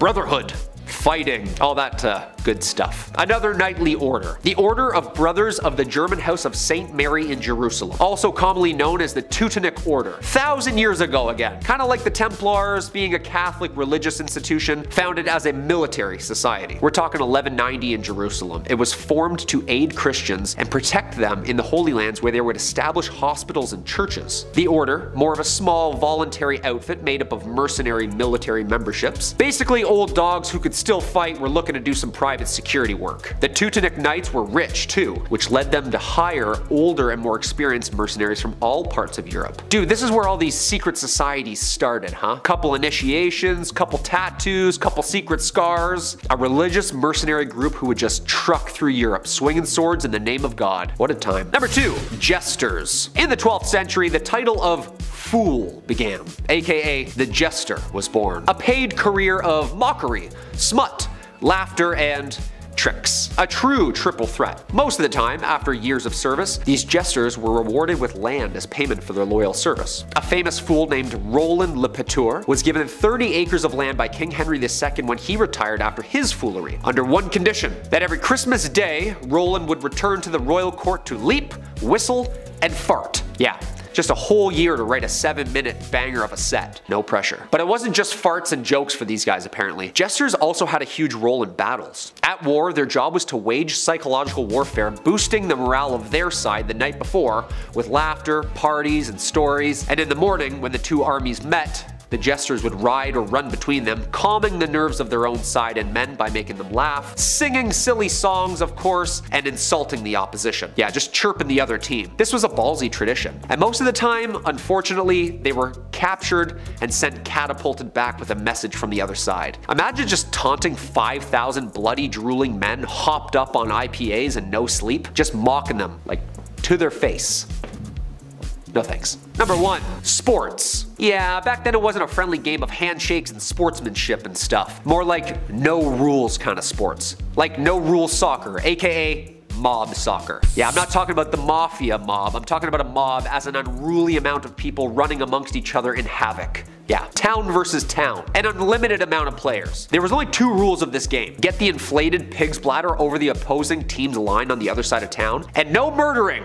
Yeah, no murdering. Okay? So this is rugby. This sounds a lot like medieval rugby, doesn't it? This game was played competitively and eventually outlawed even at Oxford University in 1555. Secret fraternities and training areas were all agreed on by each organization. The game got so competitive, bloody and out of hand, it was eventually banned at tons of different times in England. Quote, "There is great noise in the city caused by hustling over large balls, from which many evils may arise, which God forbids. We command and forbid on behalf of the king, on pain of imprisonment, such a game to be used in the city in the future." Damn. Like band, huh? Thankfully the game of football has calmed down over the years. Yeah, right. Just go to a Manchester vs Liverpool game. Number 10, naughty naughty. There's a reason we don't do things like we did in ye olde times. We didn't know, but now we do.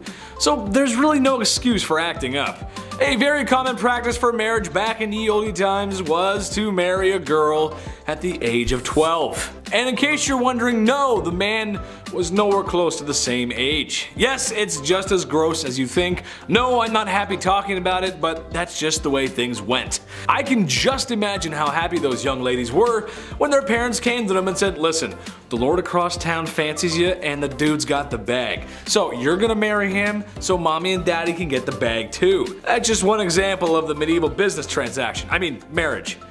Marrying for love. Number 9, pull up a chair. The people of my generation either struggle to phone the doctor to make an appointment because of crippling anxiety, or they flaunt it on OnlyFans. There's no in between. However, I still think most people would feel uncomfortable finalizing their marriage in front of a party of witnesses. I honestly cannot think of a more awkward situation. Do you cheer them on? Are there sports commentators talking about the moves? Are there snacks? You could be there for 30 seconds, or 10 minutes depending on who you're watching. It just seems like a lot of unpleasant viewing to walk out of a room later to then all agree that yes, Yes indeed, that couple is married now. But hey, that's just how it went. Witnesses or family would watch you do what animals do on the Discovery Channel. Number 8, the birth factory. Soap and sanitation is one of the greatest things ever invented. Don't you just love taking a hot shower after a long day? Oh, I know I do. Hygiene was not the greatest back then, and while not the only factor, it did contribute to a high infant mortality rate. It was just one of the many factors. So, when young women were married, and married rather quickly, it was time to start pumping babies out. It's more of a quantity over quality kind of thing. Before marriage was declared a holy sacrament, these things were happening everywhere. Pubs, town squares, heck, even in your house. Now, for the people at home, can you tell me how you feel about the holy sanctity of marriage? Especially after you've been married for more than 10 years. Does it feel good? I bet it does. Number 7, wrapped up. One of the weirdest superstitions and traditions that still carries on today is that the bride cannot be seen by the groom before she walks down the aisle at the wedding. Why? Well, it's bad luck. After all, that could ruin a marriage. Not like any other factors would have a hand in that. Like in-laws from hell, or spending way too much money on the wedding, putting you in crippling debt right as you're just about to start your life together, right? Well, this was the way of the medieval wedding, and something used to even keep things mysterious was for the bride to wear a veil. It was thought that it would protect her from evil spirits, but also keep her from being seen by the groom, which honestly sounds like it might have been worse. So when the groom got to unwrap his wife, if he didn't like it, well, sucks to suck, brother. Just imagine your bride walking down the aisle, and then... Yes, I will get married to you. Let's do it. Number 6, Mr. Steal Yo Girl. This one's pretty messed up. I'm not even sure how this was even possible, but hey, here we go. So on your wedding night, it was the legal right of feudal lords to come on down to your place and shack up with your soon-to-be wife. What? Who most likely was a virgin? That's right, the government would come down and fornicate with your wife. Sounds just like the IRS. Anyway, this messed up tradition is somewhat shrouded in curiosity due to its extremely uncomfortable nature and its legitimacy. It may or may not have happened, or at least if it did, it might not have been as commonplace as some people may think. Moving forward, I think it's safe to say that this tradition can stay in the past, as there's no need for the mayor of my town to be sweet talking to my wife during the wedding. Hey, Mr. Mayor, you get your hands off of her. Number 5, Mamma Mia. The best man at your wedding was most likely the groom's best friend who he most likely met in college and probably was part of his fraternity. And when given the mic to make a speech that was slightly inappropriate for younger audiences, the most common words of his vocabulary were probably bro and dude. All college friends put aside, the best man of the past had more of a greater responsibility than regaling the tale of the kegger at Stacy's house. Besides the feudal government coming to tickle your wife's fancy, there were others who wished to take the bride away, Bowser style. The best man's job was to prevent any of this from happening. Trying to get away with Koopa kidnapping meant the best man was gonna do battle with you, or just make sure the bride is protected. Like, you know, trying to run away from an arranged marriage because women are treated like property. Basically, he's a Luigi to Mario, except everyone actually respects Luigi in this case. Number 4, arranged marriages. All this stuff sounds awful, and you might be thinking, why do these women go along with this? Well, it's because they didn't have a choice. A lot of women simply didn't have the right to choose who they married. Kind of a rough time for the ladies. I would also hardly call these marriages marriages, as it really was more the lines of something like a business deal or a proposal. Families promised daughters to others. Being basically sold off to someone probably isn't a good feeling. For wealthier families like royals, a lot of times it was just about wealth and power, but also about keeping alliances, keeping borders in check. Your daughter marries my prince, now we're allies. Oh, you've got a son? Great, because I've got a niece that just turned 13. Gross. Number 3, marital disputes. I like to joke around in this channel. Oh hell, who am I kidding? I like to joke around all the time. But this is kind of a touchy subject. But it's the truth, considering everything else that was going on, and it's not that far from the truth to say that women probably were not respected well inside the home either. This was a time long before equal rights and the resources that women today still need in case of domestic issues. I, as an internet comedian, cannot do the subject justice, as it's something of a more sincere conversation to be had. However, I can talk about it from the medieval times, and some men just needed to be put in the naughty corner. Bang! bad. Life was a lot harder for the average Joe back then, which means it was a lot tougher for the average Jane. Tough conditions don't excuse men treating women that way, but what I'm saying is, it just wasn't a great time overall, especially for the women. Naughty, stay in the naughty corner. You bad medieval men, bad. Number 2, mail order. This kind of goes without saying, but men basically just got to pick a wife. Using money, power, or because somebody just owes you a favor. You get to pick out a wife. It was basically like shopping for a new car. You look around, check your options. Remember, this is the time when women were treated as property. Perhaps the biggest divide between men and women back then is that while men treat marriages like business or political agreements, they are still looking for love, where for a woman, she just doesn't have that option. Sometimes marriages go bad, but can you imagine what it would be like to be in a marriage you didn't even want to be in from the start? Man, that's rough. Number 1, married games. This one is just too weird not to mention. Divorces were not that common back then. Till death do you part, and depending on if the church would even allow it, but however, in the ye olde times, in the land of Germany, there was a really messed up process called trial by combat, which basically meant when husbands and wives needed to work something out, or separating, they fought for it, Hunger Games style. The man was placed in a hole to level the playing field, and the woman had a sack of rocks that she would use.